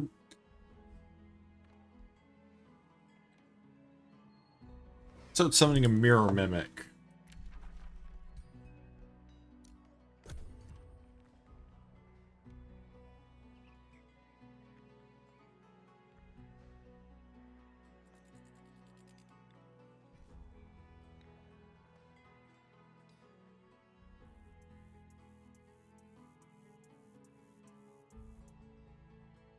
Oh, looks like there's a pretty big battle going on over here, and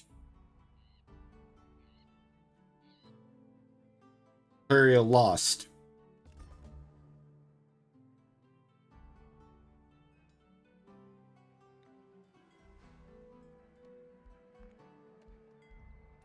Silver tongue fruit acquired.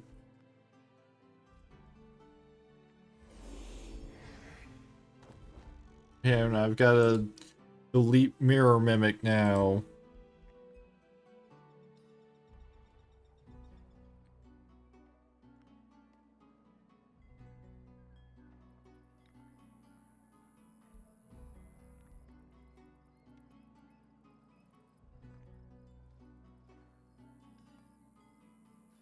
A plus 10 late metal mythic. Plus 10% damage, plus 1 defense, and plus 1 resistance.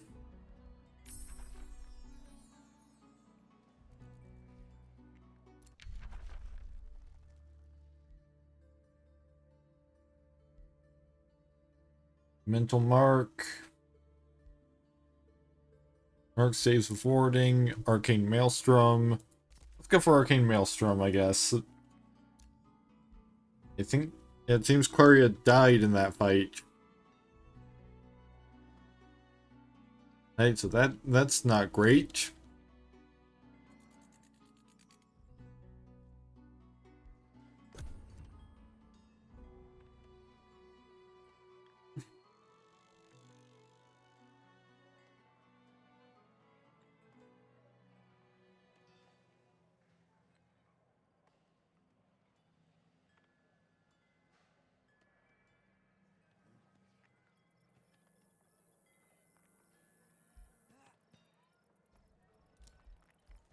Alright, one more turn before I get another Rally of the Lieges.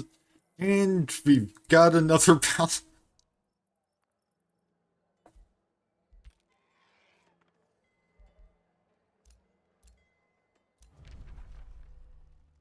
No! Like how many times?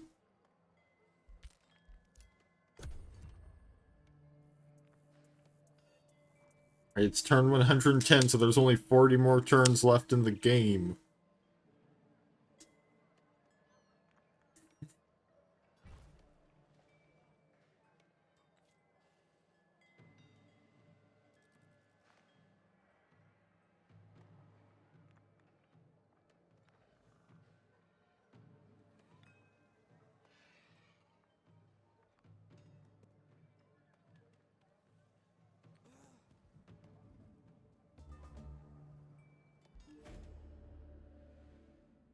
The farmers from Agitarium declare that there's an issue with their yields. Empress Alaxia the Archivist.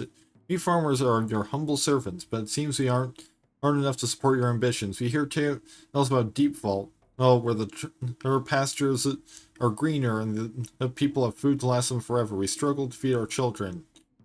And there they feast like kings. Why can't we live like them? Why aren't we thriving like they are? Do you acknowledge the farmers' concerns regarding Magitarium's agriculture? Yeah, sure. I'll improve the peasants' tools.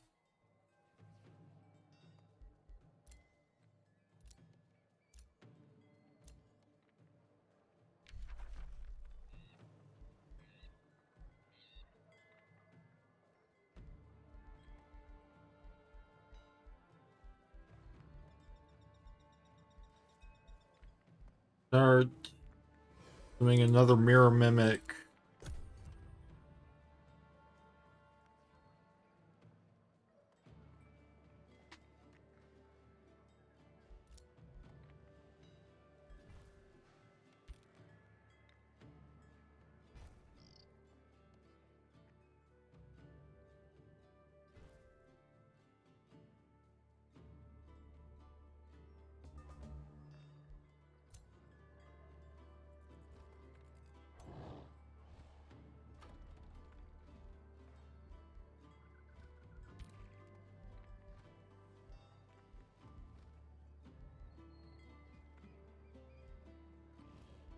Let's see.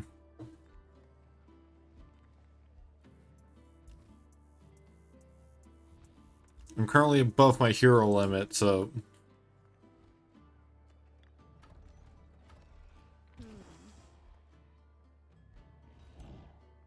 but maybe...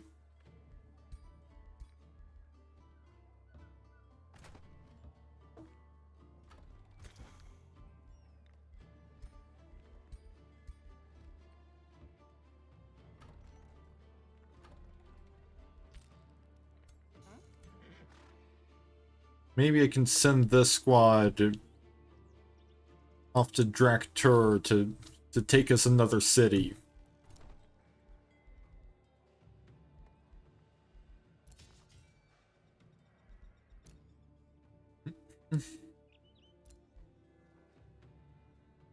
Like they can even have another mirror mimic.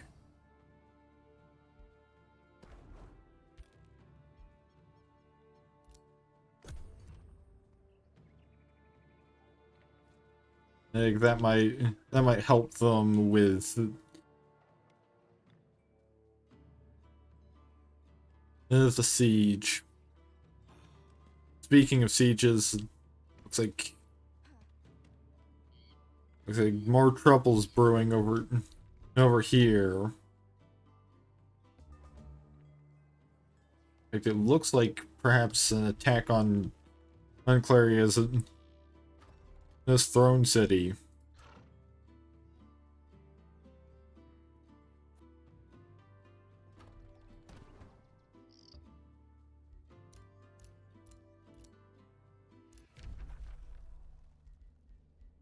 Yeah, sure, you can share vision.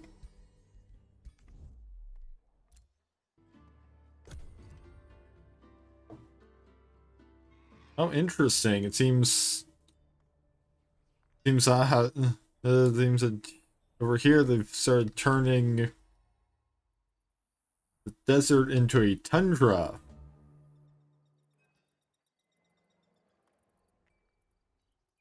The terrain is at the terrain of this land is actually more varied than it was before.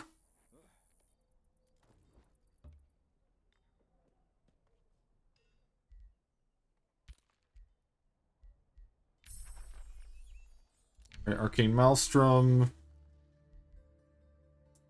Yeah, sure. Learn to summon a Phantasm Warrior. Oh, and I just automatically learned it, so I can take out another tome.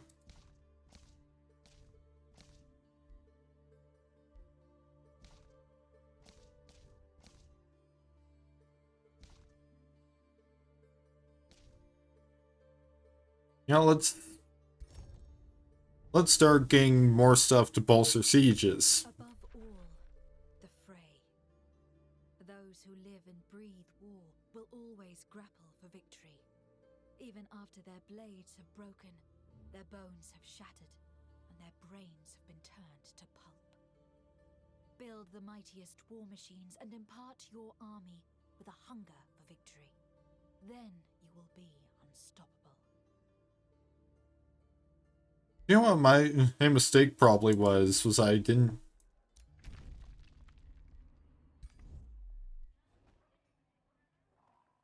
Oh, and it looks like lions might be in trouble too.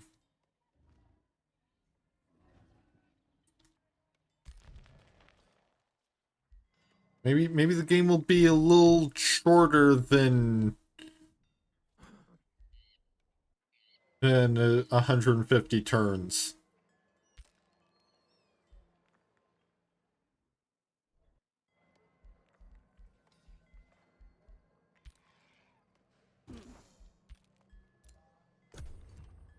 Since we've pretty much all got enemies at our throats. If this alliance starts to crumble, I don't... It's not gonna last very long. Like we may very well start to fall like dominoes.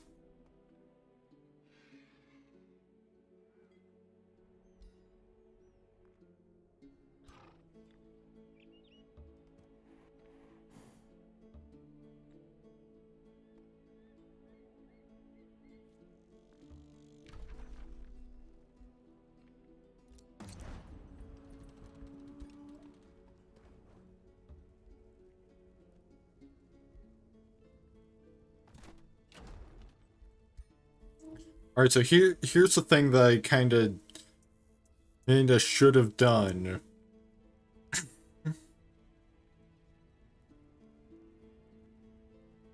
In that I completely forgot to set any siege project. The stone walls, archer battlements, the ballista towers, and caltrip stash. Maybe let's go for arcane maelstrom and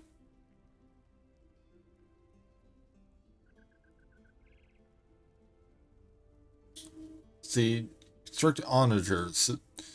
At the start of battle, gain 2 onagers on the attacker's side until the end of battle. Onagers are mobile siegecraft units with long range, area of effect attacks that are great for destroying obstacles but are inaccurate against units.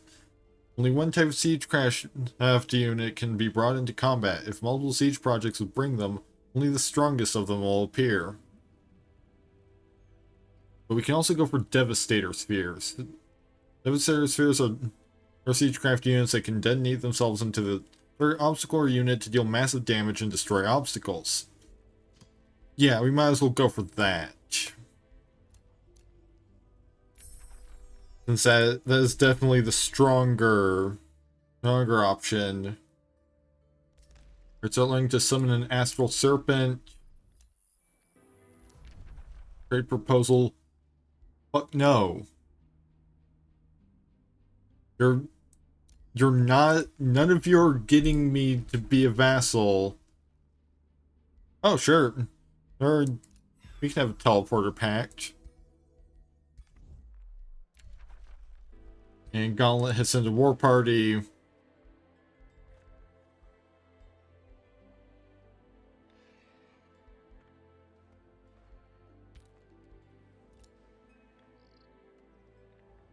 And my domain has been invaded.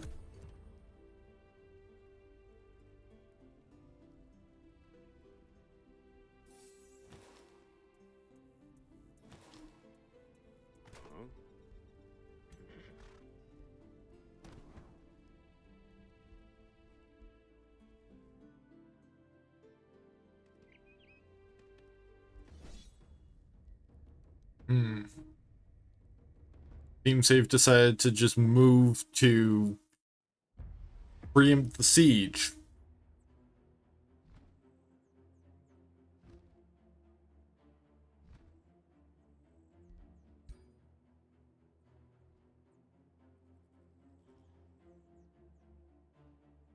We're gonna just blast this guy with Cosmic Ablation.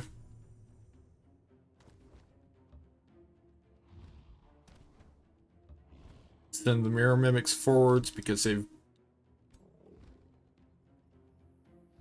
because most of this group is melee attackers.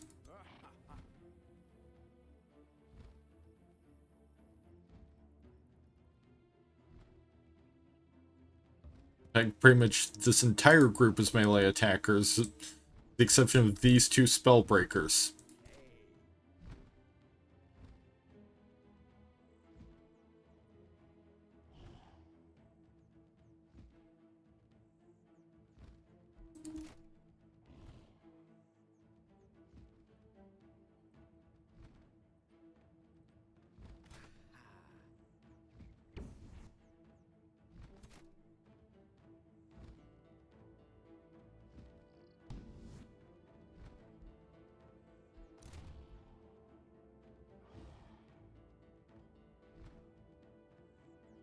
Right, the spellbreakers don't have any targets yet.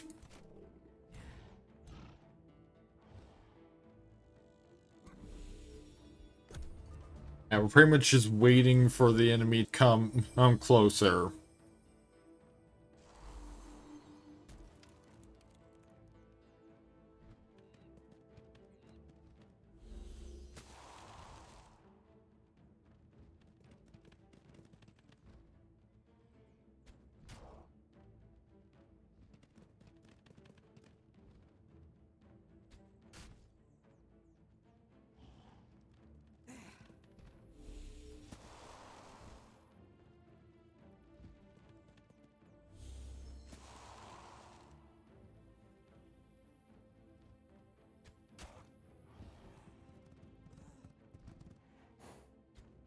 Oh, how nice of them to gather all of these units up in a group like this.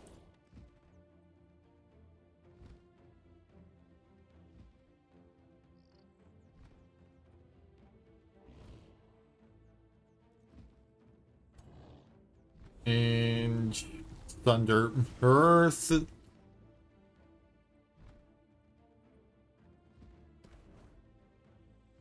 Right, Mimic. Transform into target enemy non-hero unit, copying its status effects and enchantments.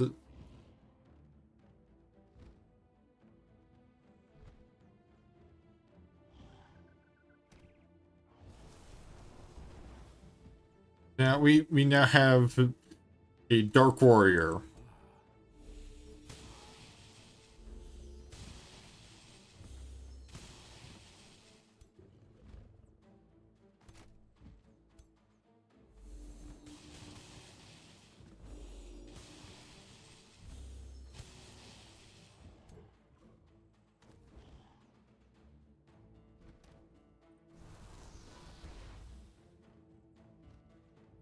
Sundering Curse.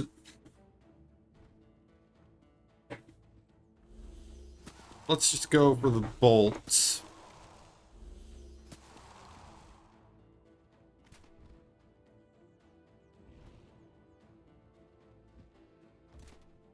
Oh, there's still one of these guys left.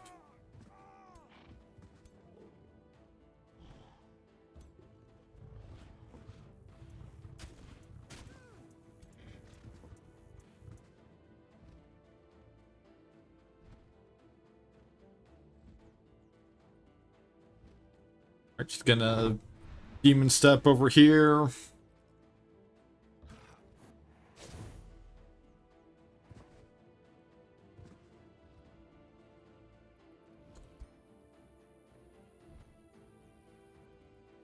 And blast their hero with Cosmic Ablation again. Probably should have done that before, because then I could have gotten...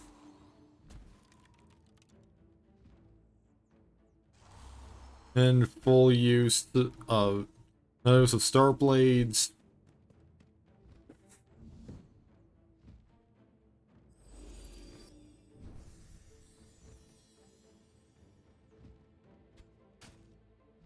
I mean, we had a pretty successful turn even without all the Star Blades.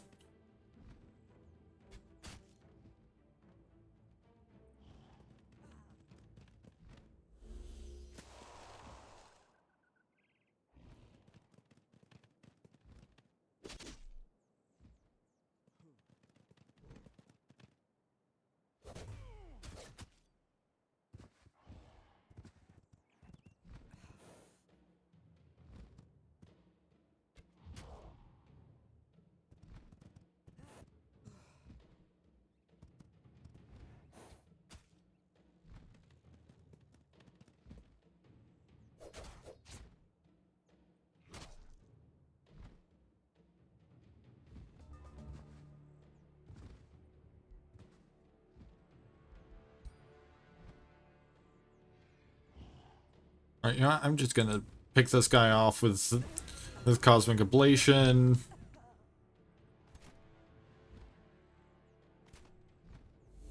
Finish those guys off with some bolts to the faces.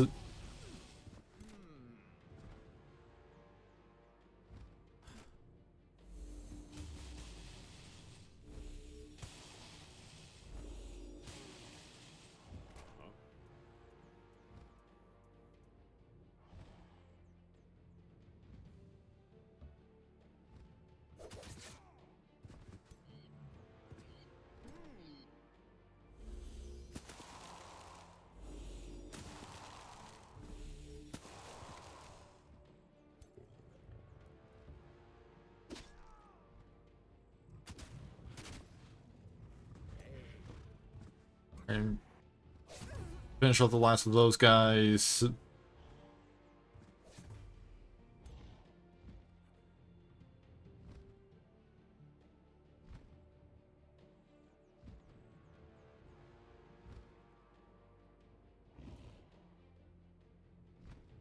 Oh, Nick, just Chaos Brand will immediately grant me a Fiend.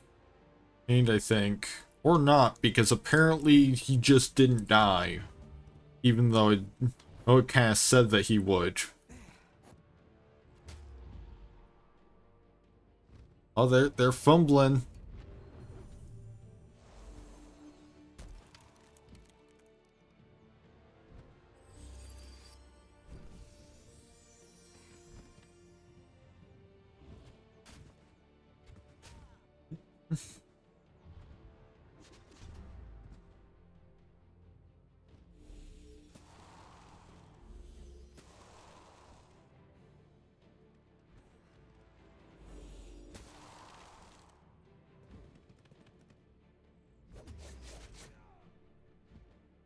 And they are fumbling big time.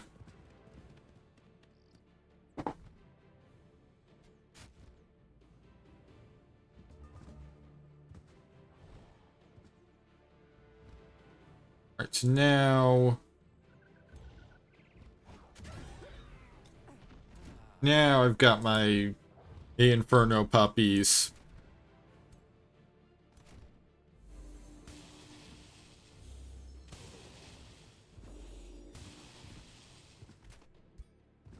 And finish that guy off.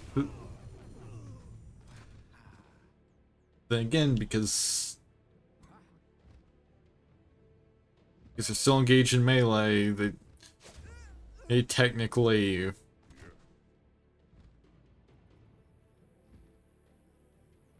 I guess I could have used this Dark Warrior. Her to take those guys out.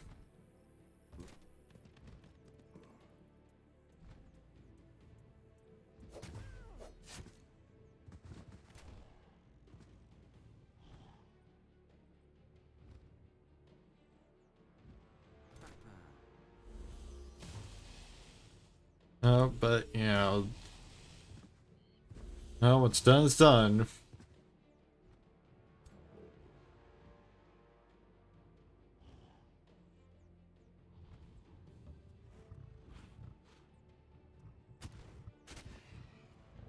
Right, since those guys are burning...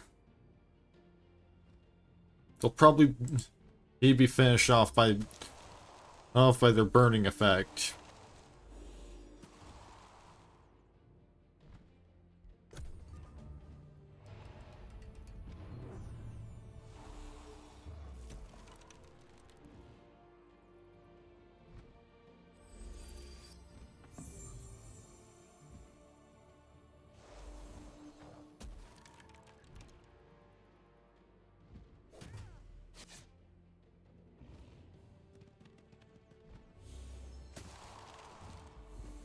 Alright, now they're trying to target the Inferno puppies that just spawned into the fight.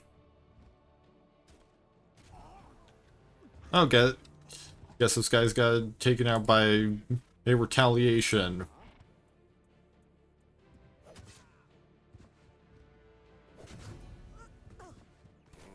I mean, either way it works.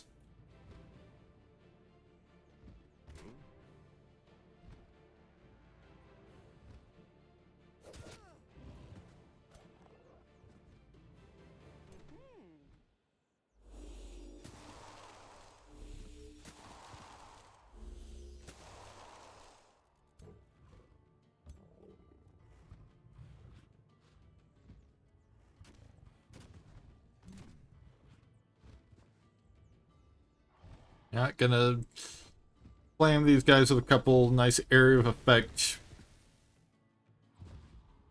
Oh, looks like... Yeah, sure. If they're gonna start routing, then I'll just claim victory. And that should make Dark Extortion. Rumors of an occultist group near the Imaginarium have long spread fear amongst their population. Now that fear has given a new form. Deliver your children to us. The hysterical voice of an occultist can be heard from beyond the city gate, or we will invoke the horror of Urath to drag your souls to the astral sea. They gesture wildly to the Krog in your domain. How do you respond to the terrible threat of the Krog they call the horror of Urath and its ritual circle?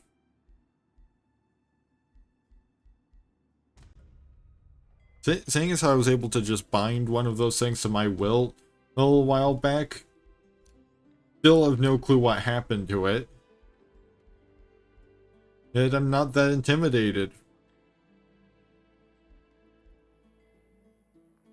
So could potentially go for Whiteborn.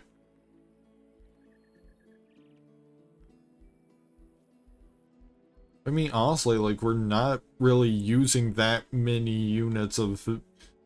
will actually be affected by it.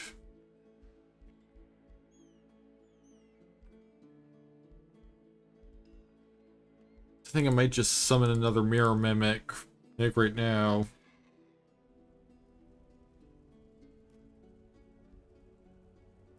Remains of Nildor or the Shade has been collected.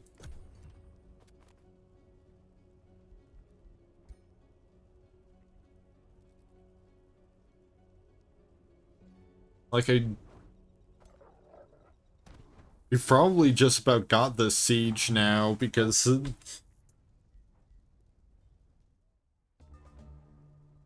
they practically just sacrificed these most of their defenses to us. That was before we even breached. War has ended. I don't like to say with Harperton and is now neutral. Hmm.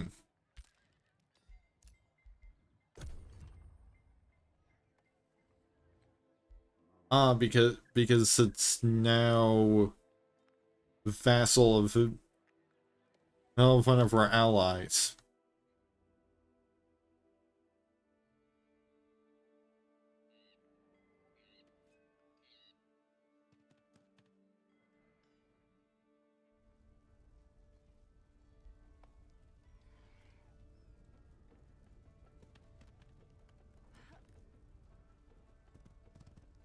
Really? You're gonna be an asshole?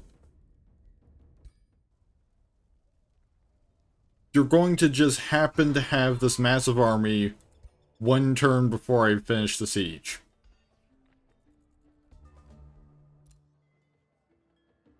Okay, fuck you.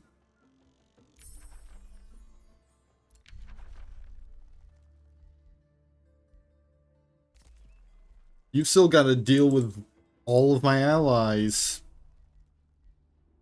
No.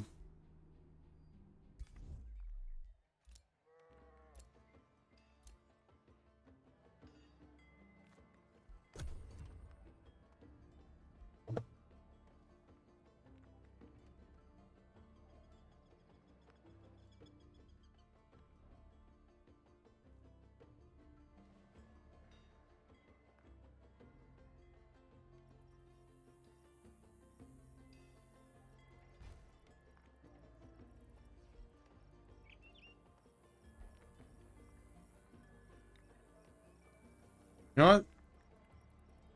Might be worth considering just kinda sitting here.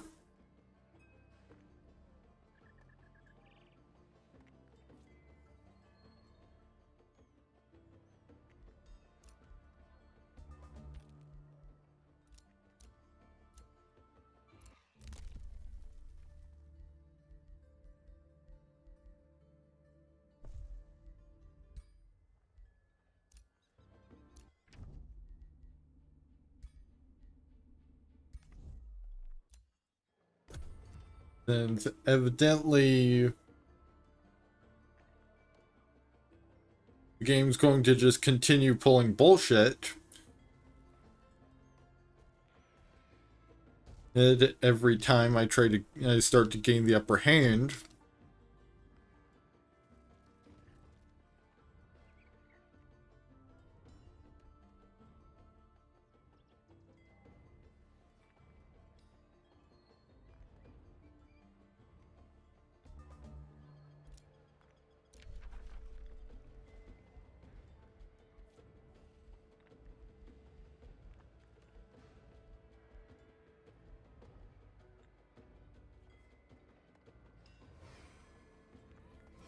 Yeah, these guys can take a lightning torrent.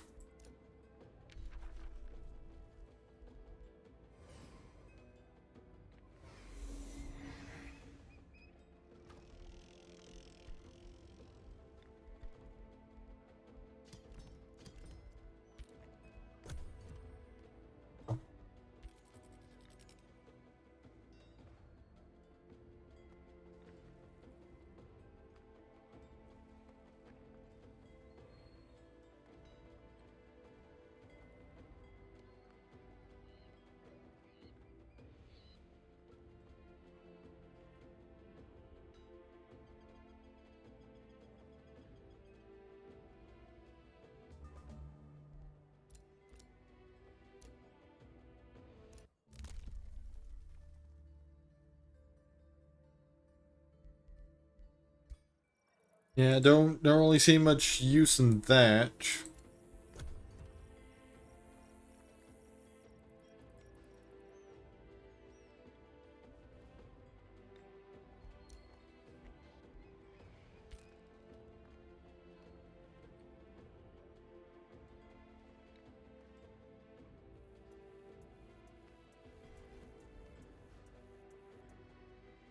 Hey, there's only there's less than 50 turns left in the game. So we might just be able to stall out Elm for the next 122 turns. Well, no, it is turn 122, so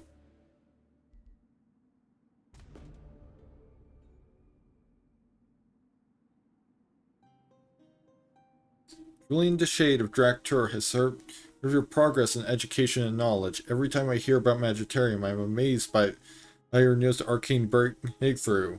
It seems like you are advancing by leaps and bounds while we still crawl like newborn babies. Would you, the brilliant Empress Alaxia the Archivist, be interested in educating my people so that we may follow you on this path of knowledge? I bow between Baron Julian Deshay, he bows. I bow before your arcane expertise, my Empress, and humbly ask for your scholars to instruct mine.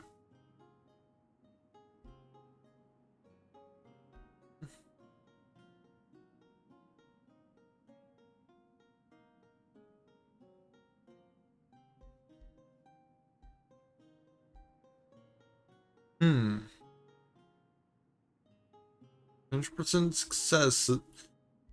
He'll appreciate me as his mentor. Let's see what that entails.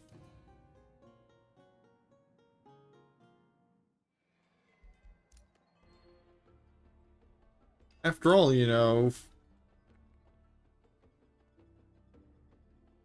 granted that they do have a pact of vassalage. But if nothing else,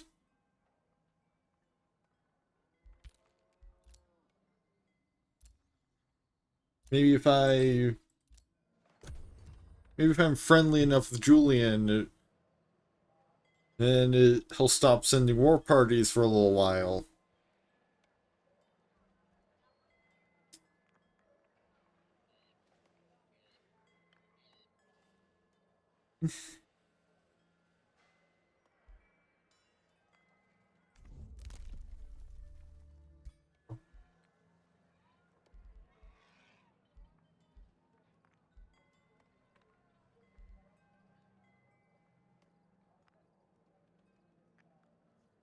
Okay, 15 turns, so like you've got Defender of any province for 15 turns.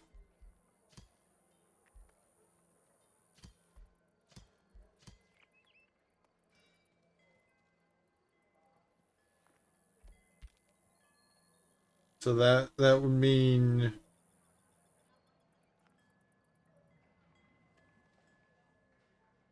that, the window.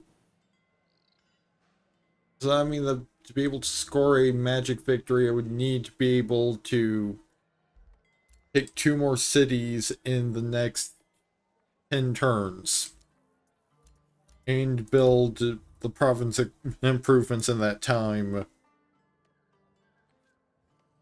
See, I don't think that's happening.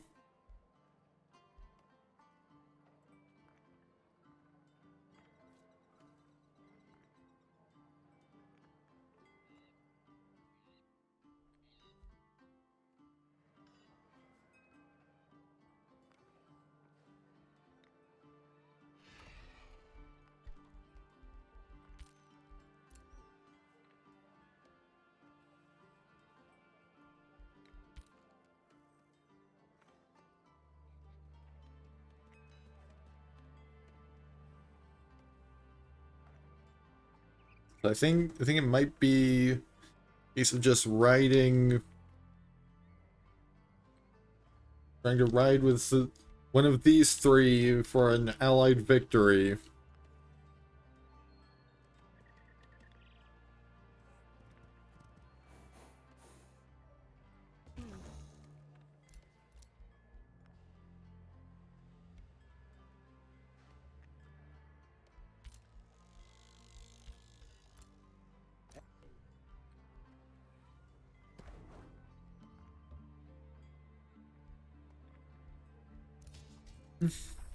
Cascading power. When you cast a spell in tactical combat, a stack of cascading power to that combat. The end of each of your turns, a random enemy takes 5 lightning damage for each active stack. That could be useful.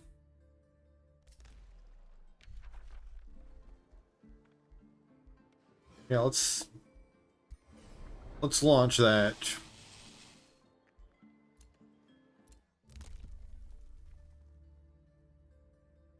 The specialist districts.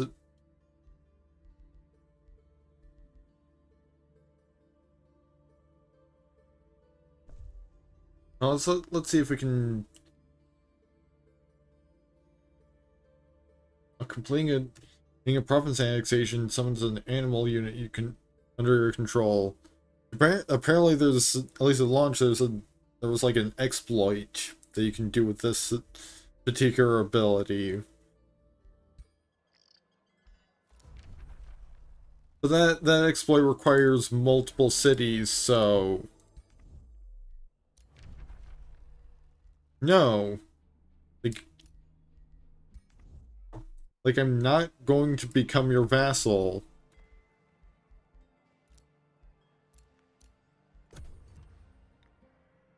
Well, so you can stop asking.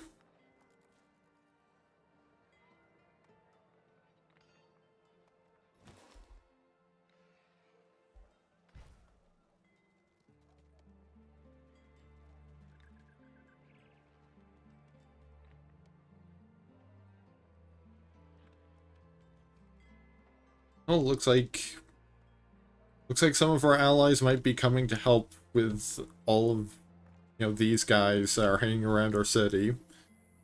Yeah, at the very least.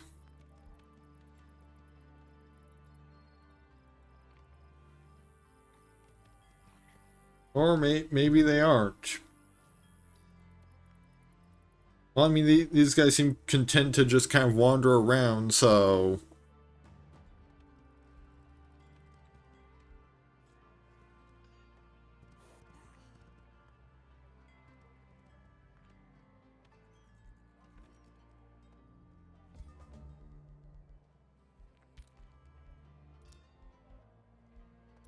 I can pick a new tome.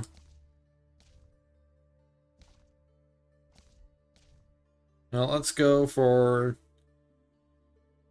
our tome of vigor. The unbridled power of the herd thundering over the plain. The sheer strength of the mighty bear as it closes in upon its prey. Hear the primal music that beats in the sinews and bones of beasts. Then you will be able to harness it and strengthen your pack with the force of nature itself. Alright, you can learn to summon greater animal.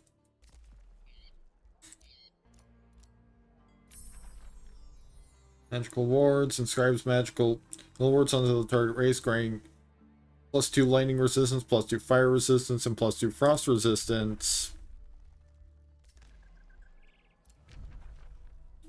Yep, of course. Oh good, I can at least get another Balor.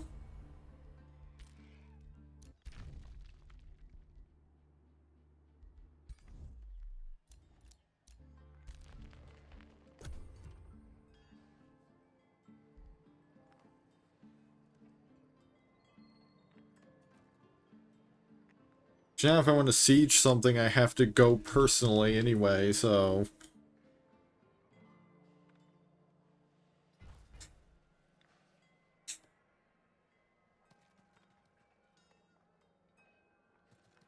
It may very well be time to just cast it back.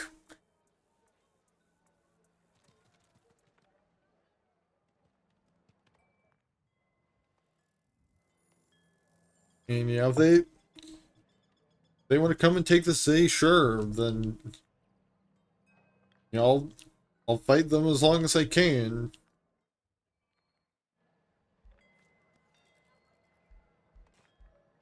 Yeah, since Nier's enemies seem to be content just to wander around.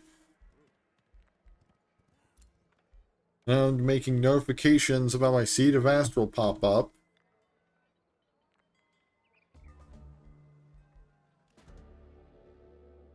Baron Julian Deshade of Malevolent Dractur is in a somber mood. I don't understand Empress Alaxia the Archivist, as he says. I thought I was doing everything right. I hanged those who sowed dissent, banished those who spoke ill of me, and yet my citizens grow more and more angry every day.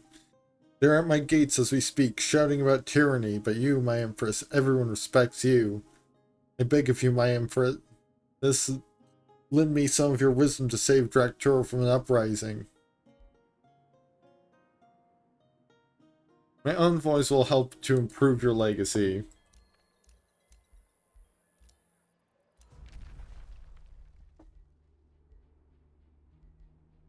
Not consider that a gift.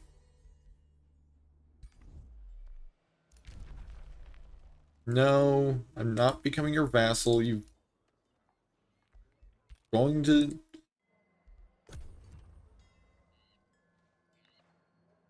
I'm not going to just give up completely.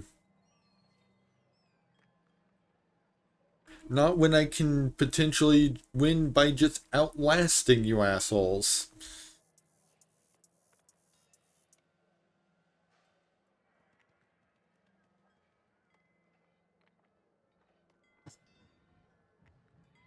After all, I'm allied with half of the other rulers, so any of them win the game, then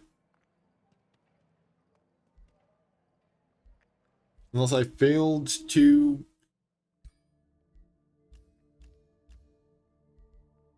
enable allied victory, which I don't appear to have any means of checking.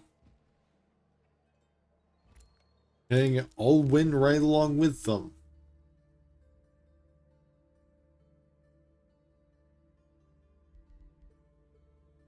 Death magic. Gain +5 combat casting points per unit death or kill in combat. Specialist district. More smithing. Yeah, I guess we'll go for that.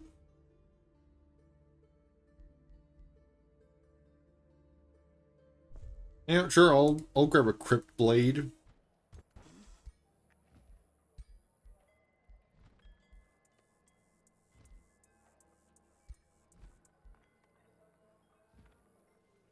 Who resurrects targets that's killed as zombies under the wielder's control. That seems useful. Well, if I ever end up in combat again.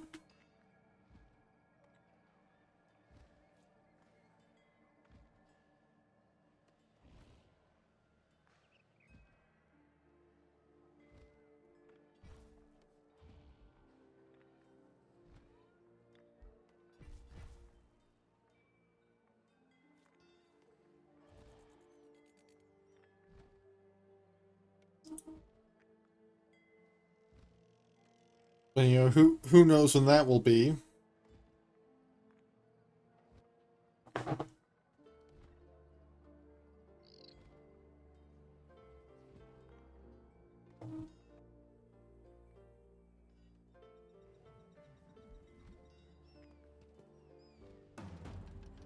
Oh, they're actually starting a siege.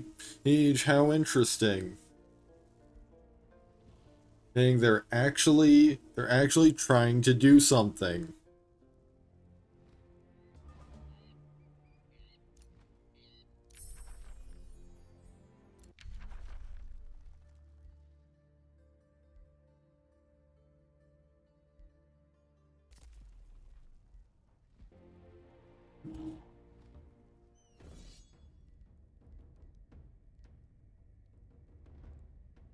Yeah, I'm just gonna auto combat this.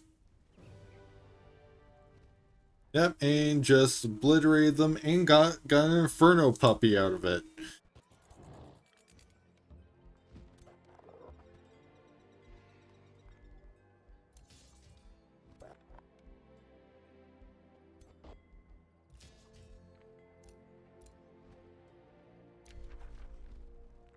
And for declarations upkeep, your declarations will be maintained for as long as there are enough stockpiled resources to pay upkeep. Once the resources run out, all declarations will expire.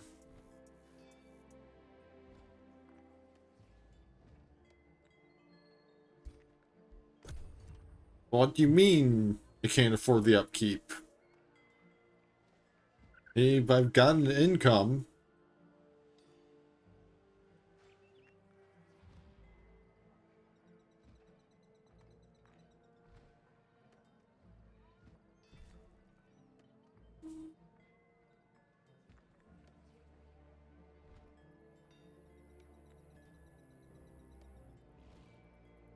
Yeah, that definitely seems like it's a matter of waiting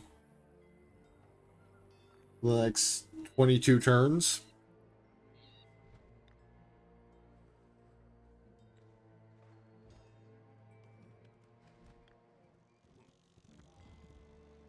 And yeah, every squad that traces, every small squad that traces siege the city, going to have the rude awakening of death.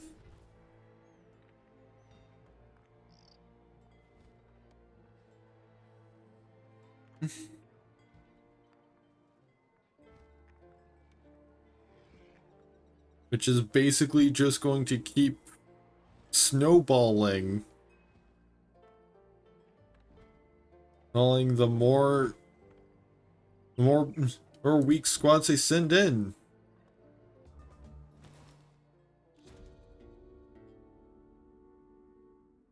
Alaxia and Parfait Festival. Have treated the citizens of Magitarium well. Now the citizens wish to invite the people of Cinderpike to celebrate. A local guildmaster, her titters, rose excitedly. We're thinking of organizing a collective festival, my empress. It seems the small raiders of Cinderpike love her Parallaxan parfait, and they promise to share one of their delicacies in return. We're planning on musical performances, a grand market, a feast for all. These festivities will be a great opportunity to strengthen our bonds with our city. The guildmaster looks at you. Which approach do you prefer, my empress? So you got 302 food, and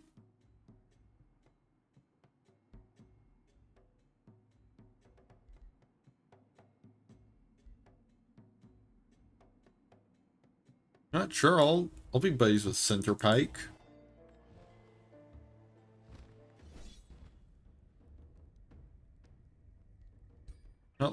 Combat's a low risk battle. Yep, another victory. We lost 3 units, but at least we no longer have those guys hanging around.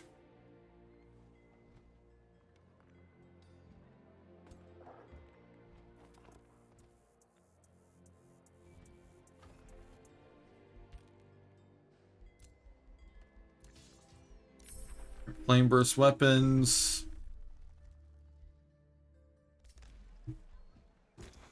Ooh, and I leveled up. Now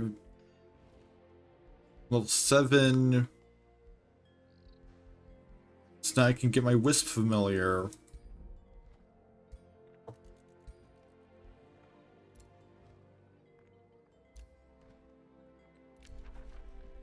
And there's another war party coming.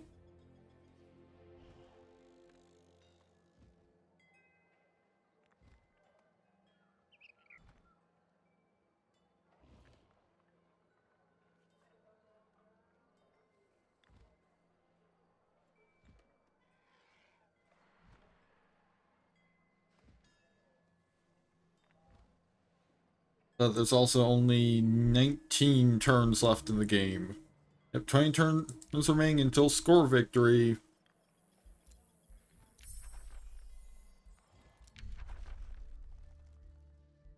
Unleash Beast. Target an animal or cavalry unit. It gains these buffs for 3 turns. Let's learn how to produce a war breed.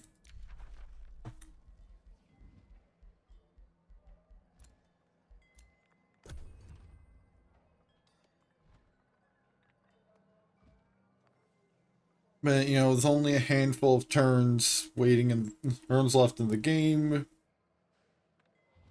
Who knows how useful those will be.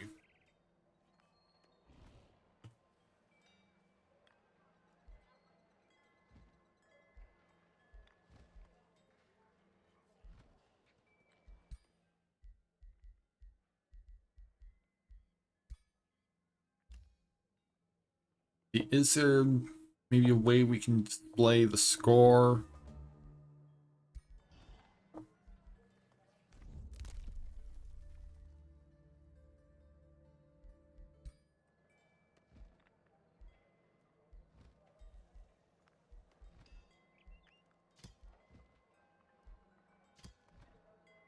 Apparently I'm not last. Yeah, so that's interesting. See, it's a trade proposal, of course. No. Like, how many times do I have to tell you I'm not going to become anyone's vassal? I'm just waiting for the end at this point. And I'm going to do so either dead or independent.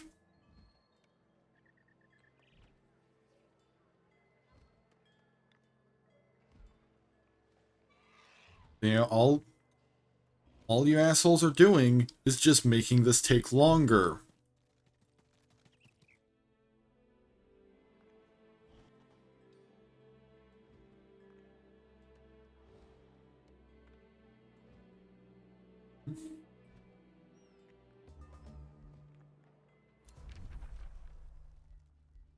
No, I'm not becoming your vassal.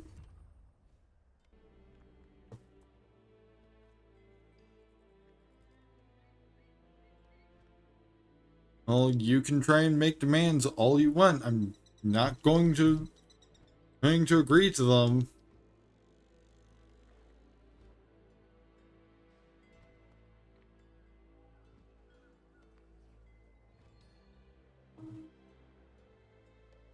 Now, if you want Magisterium, you're gonna have to come and take it.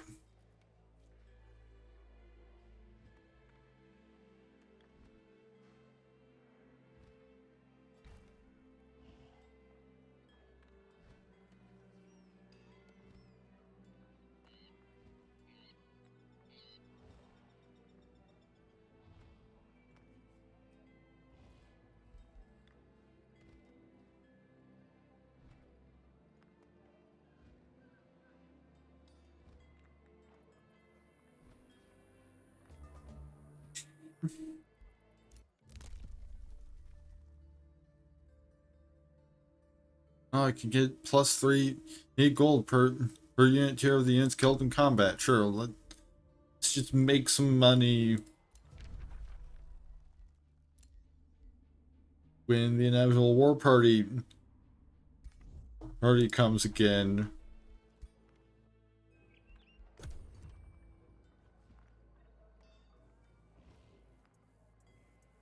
My score go up? With me just sitting here?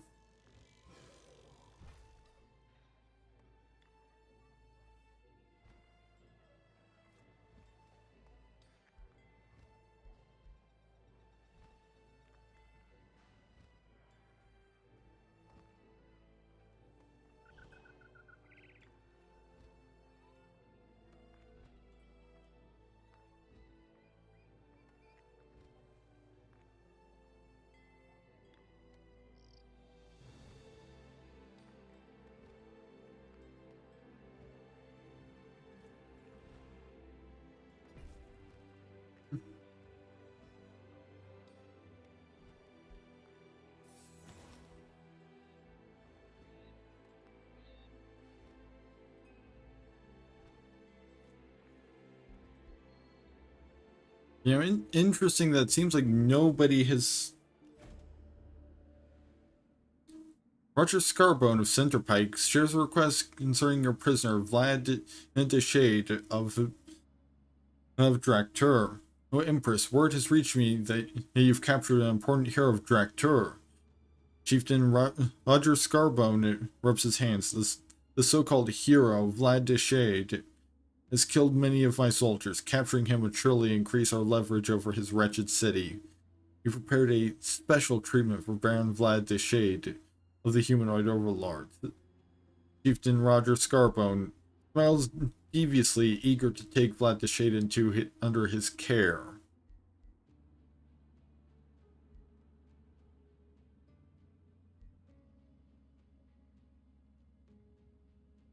Yeah, sure. A province claiming pact, sure.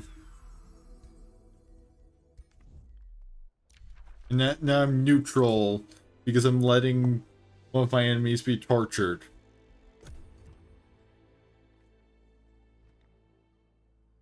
Yeah, my score definitely changed.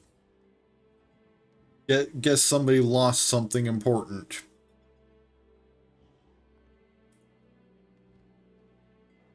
And because my score went up by 3 points for a little while there.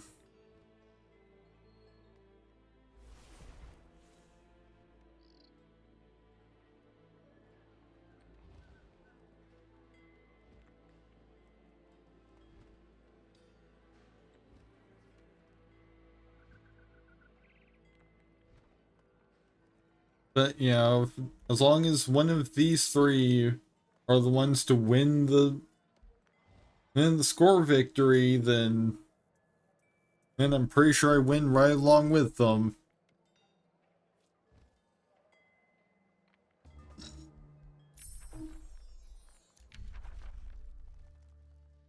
Oh, now I'm getting another tome.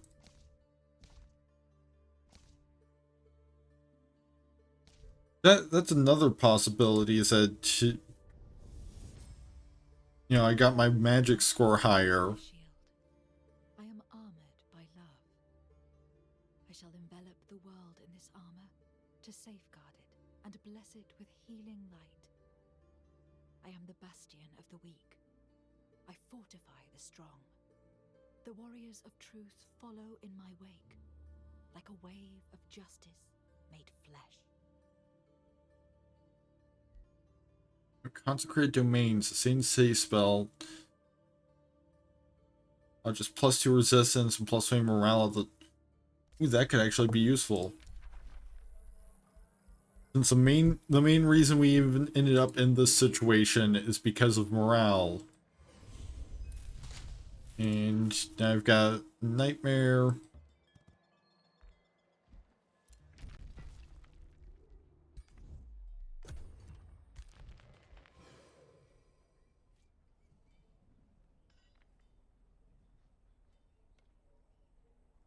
Here's just a few more turns.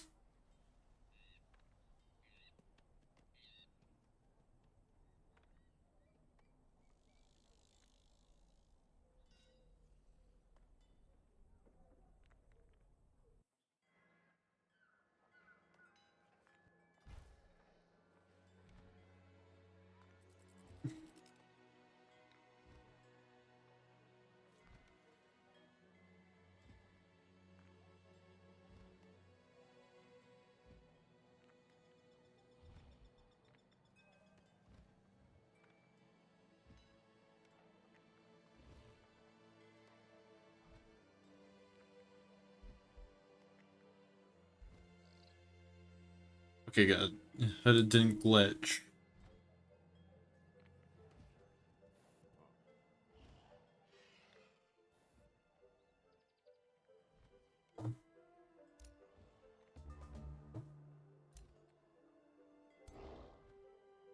Oh, looks like we've got another war party to deal with.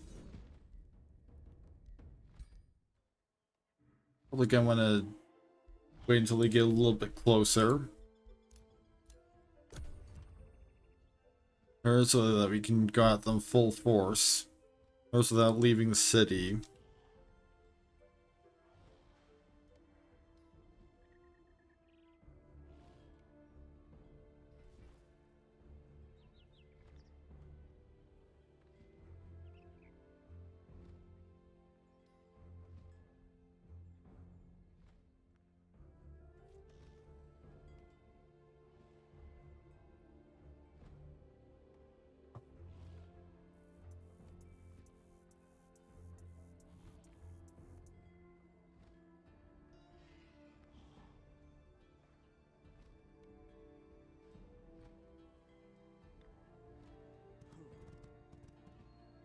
Yep, there we go. Now they're close enough.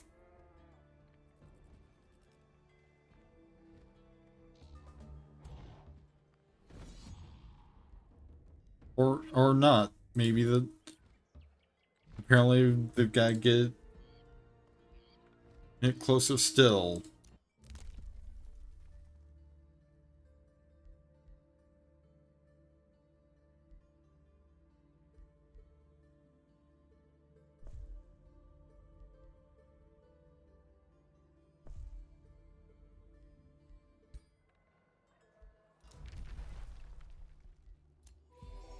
Yeah, sure.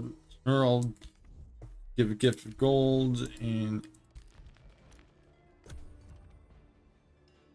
there's another war party coming.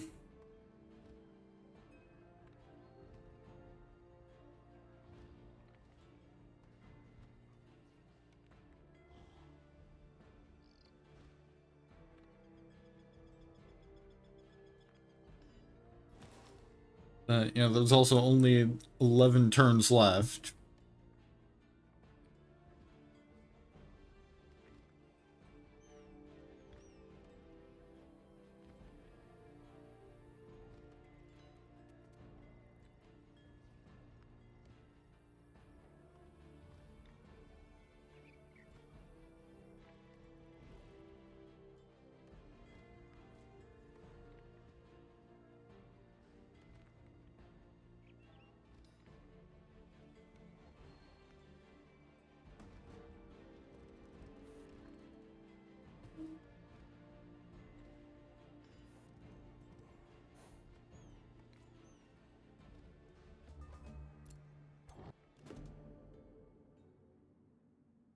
Right, from the tangled depths of the wilds near your city Magitarium, the cackling song of an autumn fairy entices you.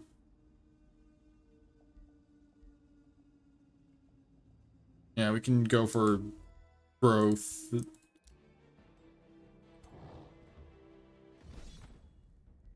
Yep, safe battle, auto combat.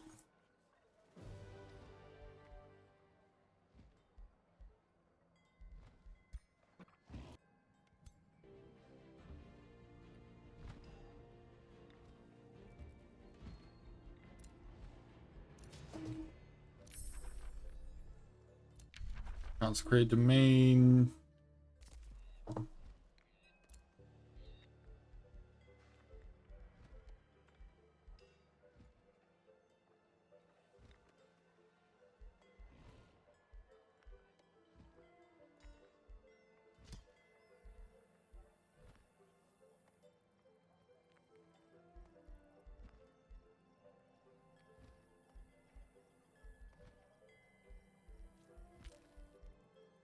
Leave trade proposal. Again, still not becoming anyone's vassal.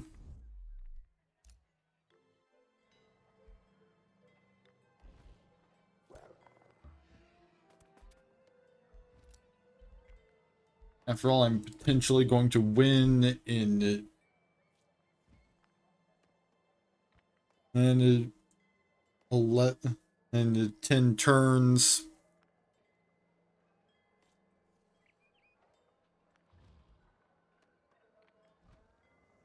In fact, I've even bumped my score up some because I've been researching stuff this entire time.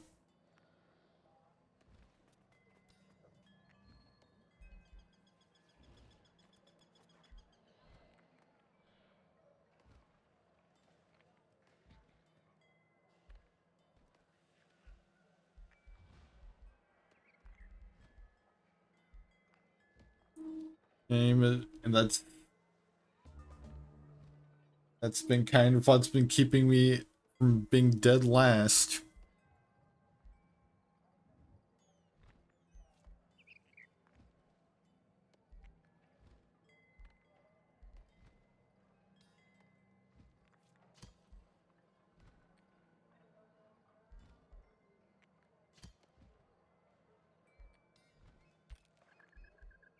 Alright, a new rally has started. Oh, I can get another Balor. Might as well. Well, at this point.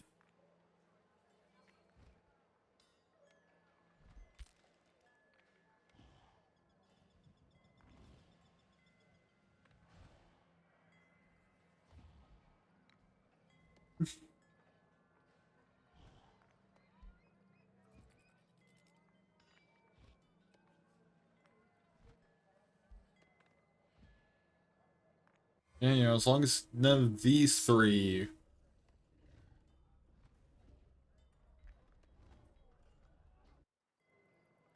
are in the lead in the next few turns.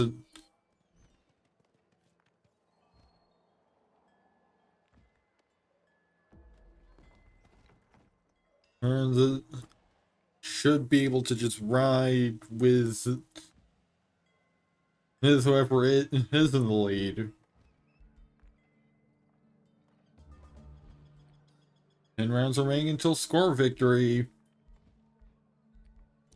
Not sure, Magitarium can annex another province, apparently.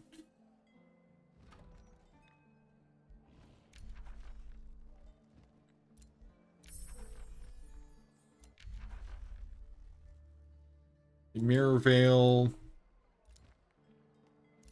Empire development skill.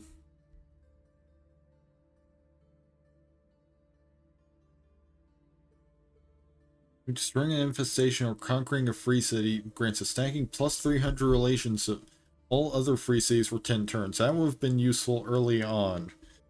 But you know, that's mostly what these early skills are going to be aimed at, is the early game.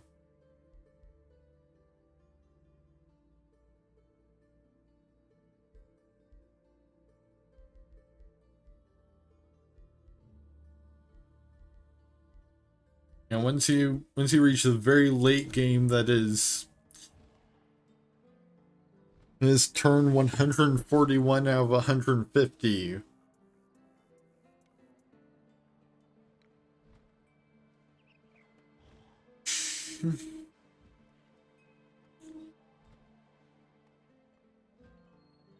And with only a handful of turns remaining, I'm just gonna keep going until all the game ends, rather than ending a set time. And tonight. Alright, got another Balor. Another trade proposal that I'm going to decline because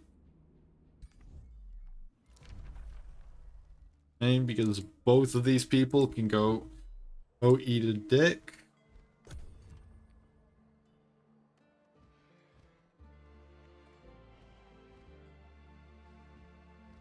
Oh, and then now I have a score of 237.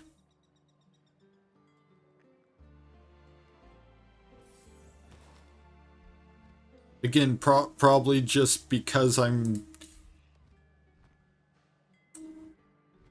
doing a whole bunch of research. Oh, actually, apparently I've moved up in my military ranking. Guess somebody's having a hard time. I'm enough to get hard enough time. You know, maybe it's Elm because, you know, she's withdrawn into the void again.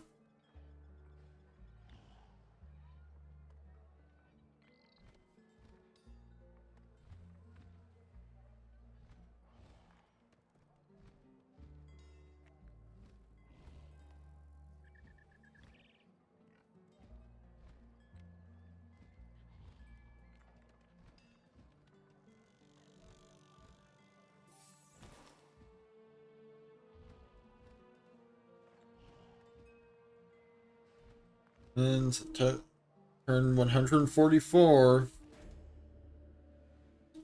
You have treated your citizens of Magitarium well. Now Sculptor approaches you bowing reverently. Greetings, Empress Alaxia the Archivist. The populace of Magitarium have hired me, a humble sculptor in the likenesses of kings and Godir, there to immortalize your image in marble and flow rock. Good, tough materials to work with, but I would use nothing less for an empress of your stature. Please, if you, it would be so kind as to strike a pose. Citizens offer help to sculpt, help the statue in your likeness. Which pose best captures your qualities? A pondering attitude, searching for answers.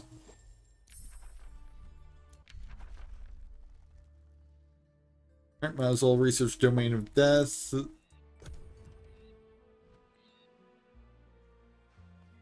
I mean, you know, one thing that could have bumped up my military rating could just be simply having 2 Valors. Because, like, I am steadily gaining score. Or for some reason.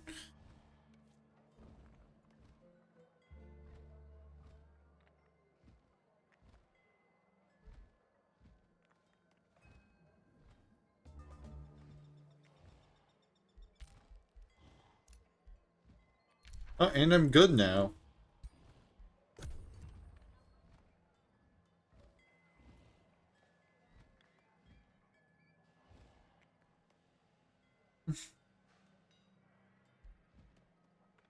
You know, just gotta hope that none of these 3 assholes are the one in the lead for the score victory.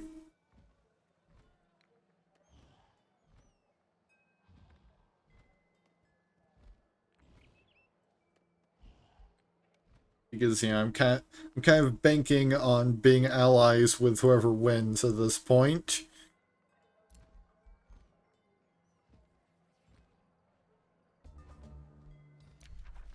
And 5 turns remaining until score victory.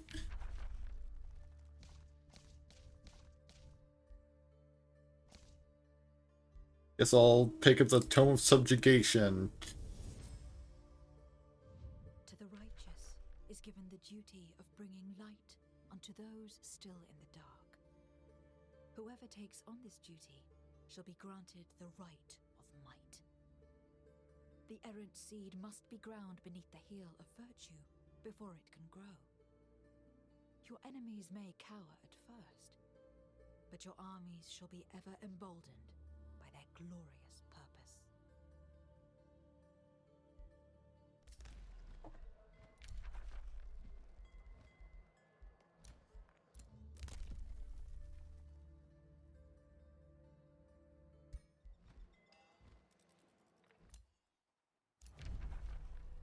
No, I'm still not accepting vassalage.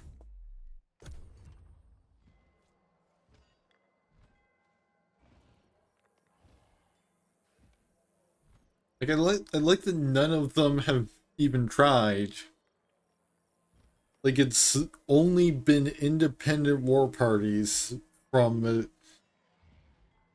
he's he's from independent cities allied with the Elm. That have actually tried to do anything to me.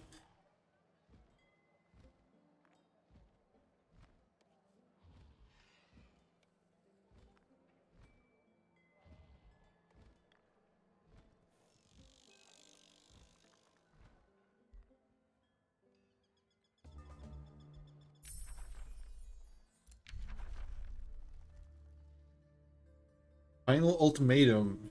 A debuff spell, Tome of Subjugation. His base 90% chance of becoming permanently mind controlled.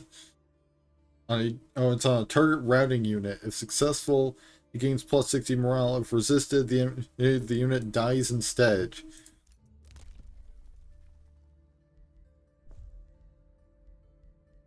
So hey, since I'm pretty sure, since you can use spells in auto combat,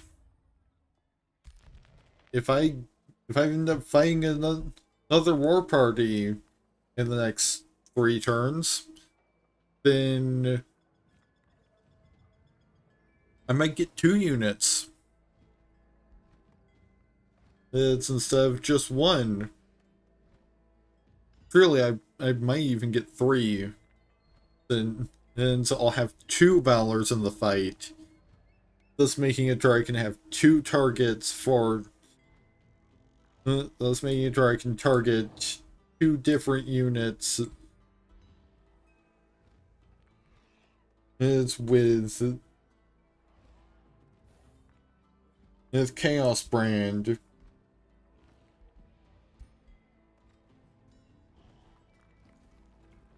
But, it doesn't look like there are any more war parties coming, so guess it's just a matter of waiting these last couple turns out. Oh, actually, there is a war party just kind of hanging out here. But it looks like they've kind of just given up.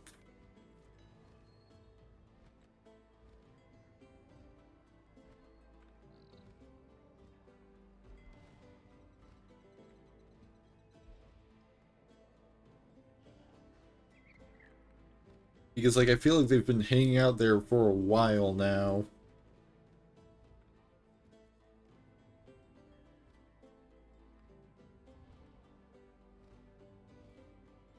But I mean, hey, they've got like a turn, like one turn. Okay, they are deciding to move.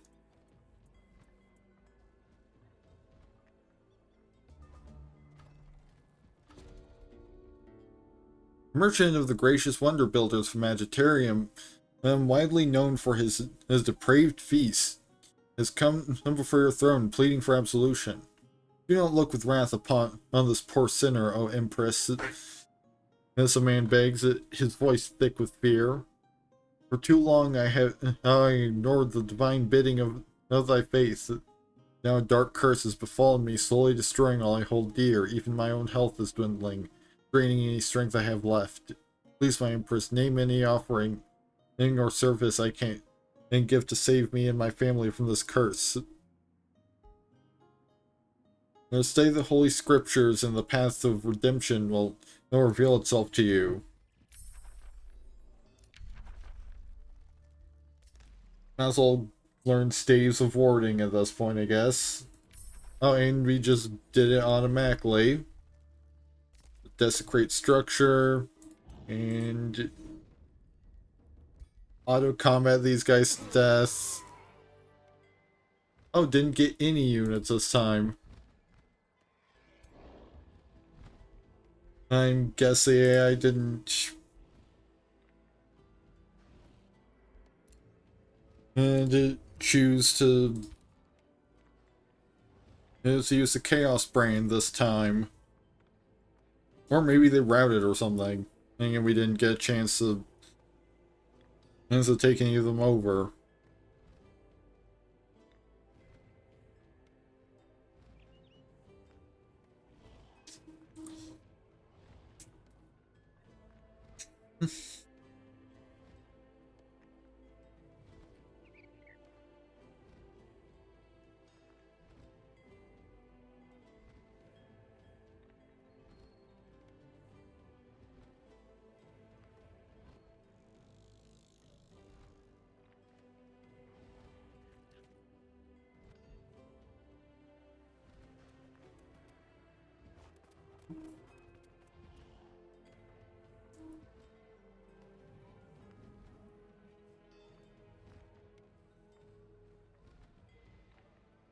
I believe this will be turn 150. One round remaining until score victory.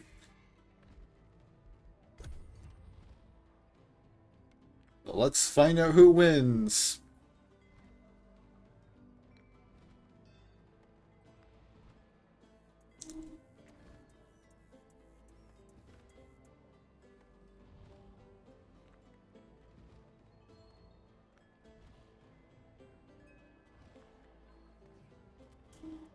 The somewhat anticlimactic conclusion to the reign of Alaxia the Archivist.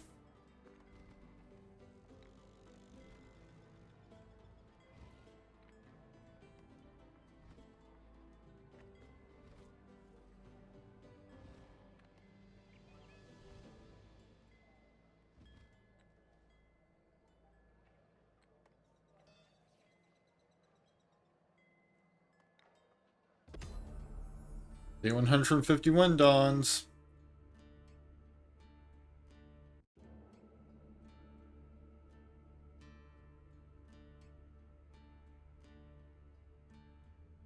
Come on, Alwyn.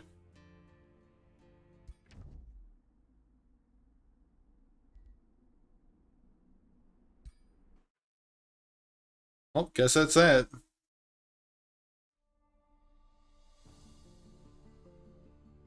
Hey, I got some points to put into the Pantheon.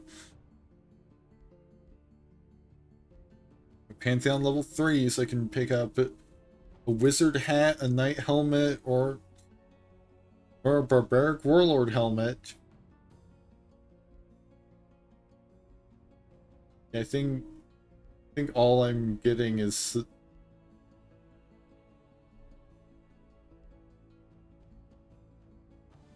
yeah, it looks like at this point in time all I can get is just like customization options.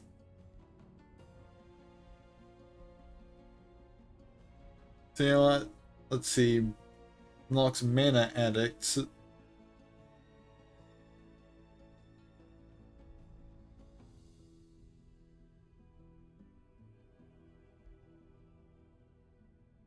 Next, unlock Berserker's Great Axe. It starts with the Great Axe, and Berserker's Rage.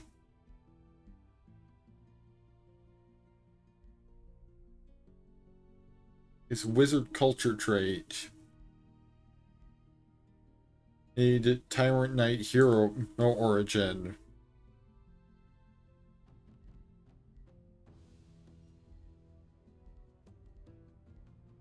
You know, all this leads up to, all this eventually leads up to Godir's Crown, which is just a hero helmet customization option.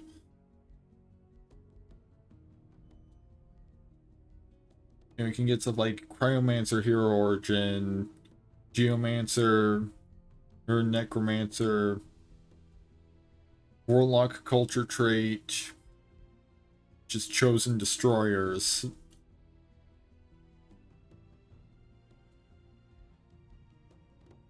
Rogue Culture trait, Silver Tongued. From my understanding, those two are rather overpowered. Artisan Culture trait, Perfect Net Perfectionist Artisans, Prophet Culture trait, Banner Lords.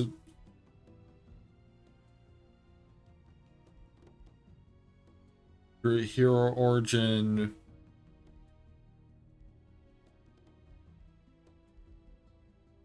Now I'm gonna start going down the wizard path. Oh, I only had two, so in order to actually get the culture trait, I need two more points, but you know.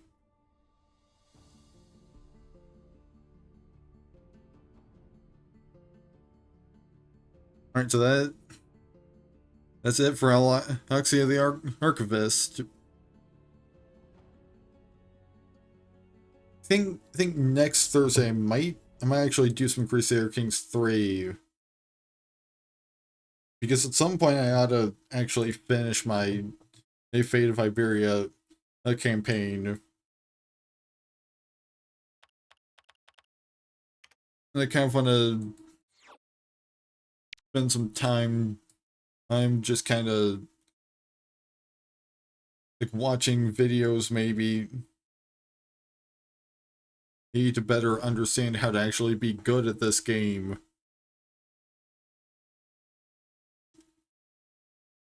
So that, you know, maybe I won't end up losing cities to morale bullshit the next time.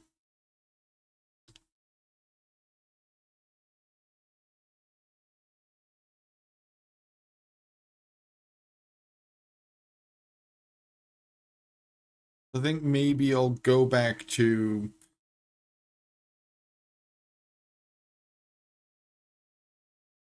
doing CK3 for me on Thursdays for a few weeks, maybe finish that up, and then come back to Age of Wonders 4. Or for a second main playthrough.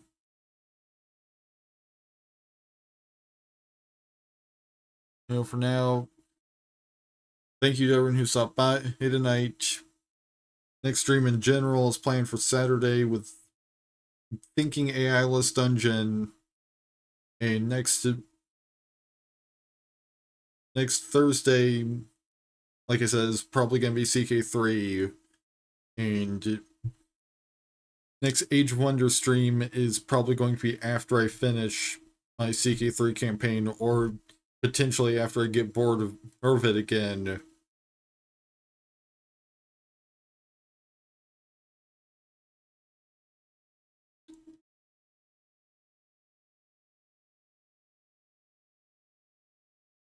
And for now, I'm gonna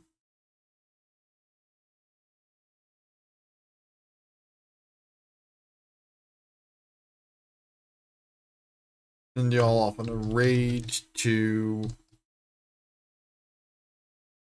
this person.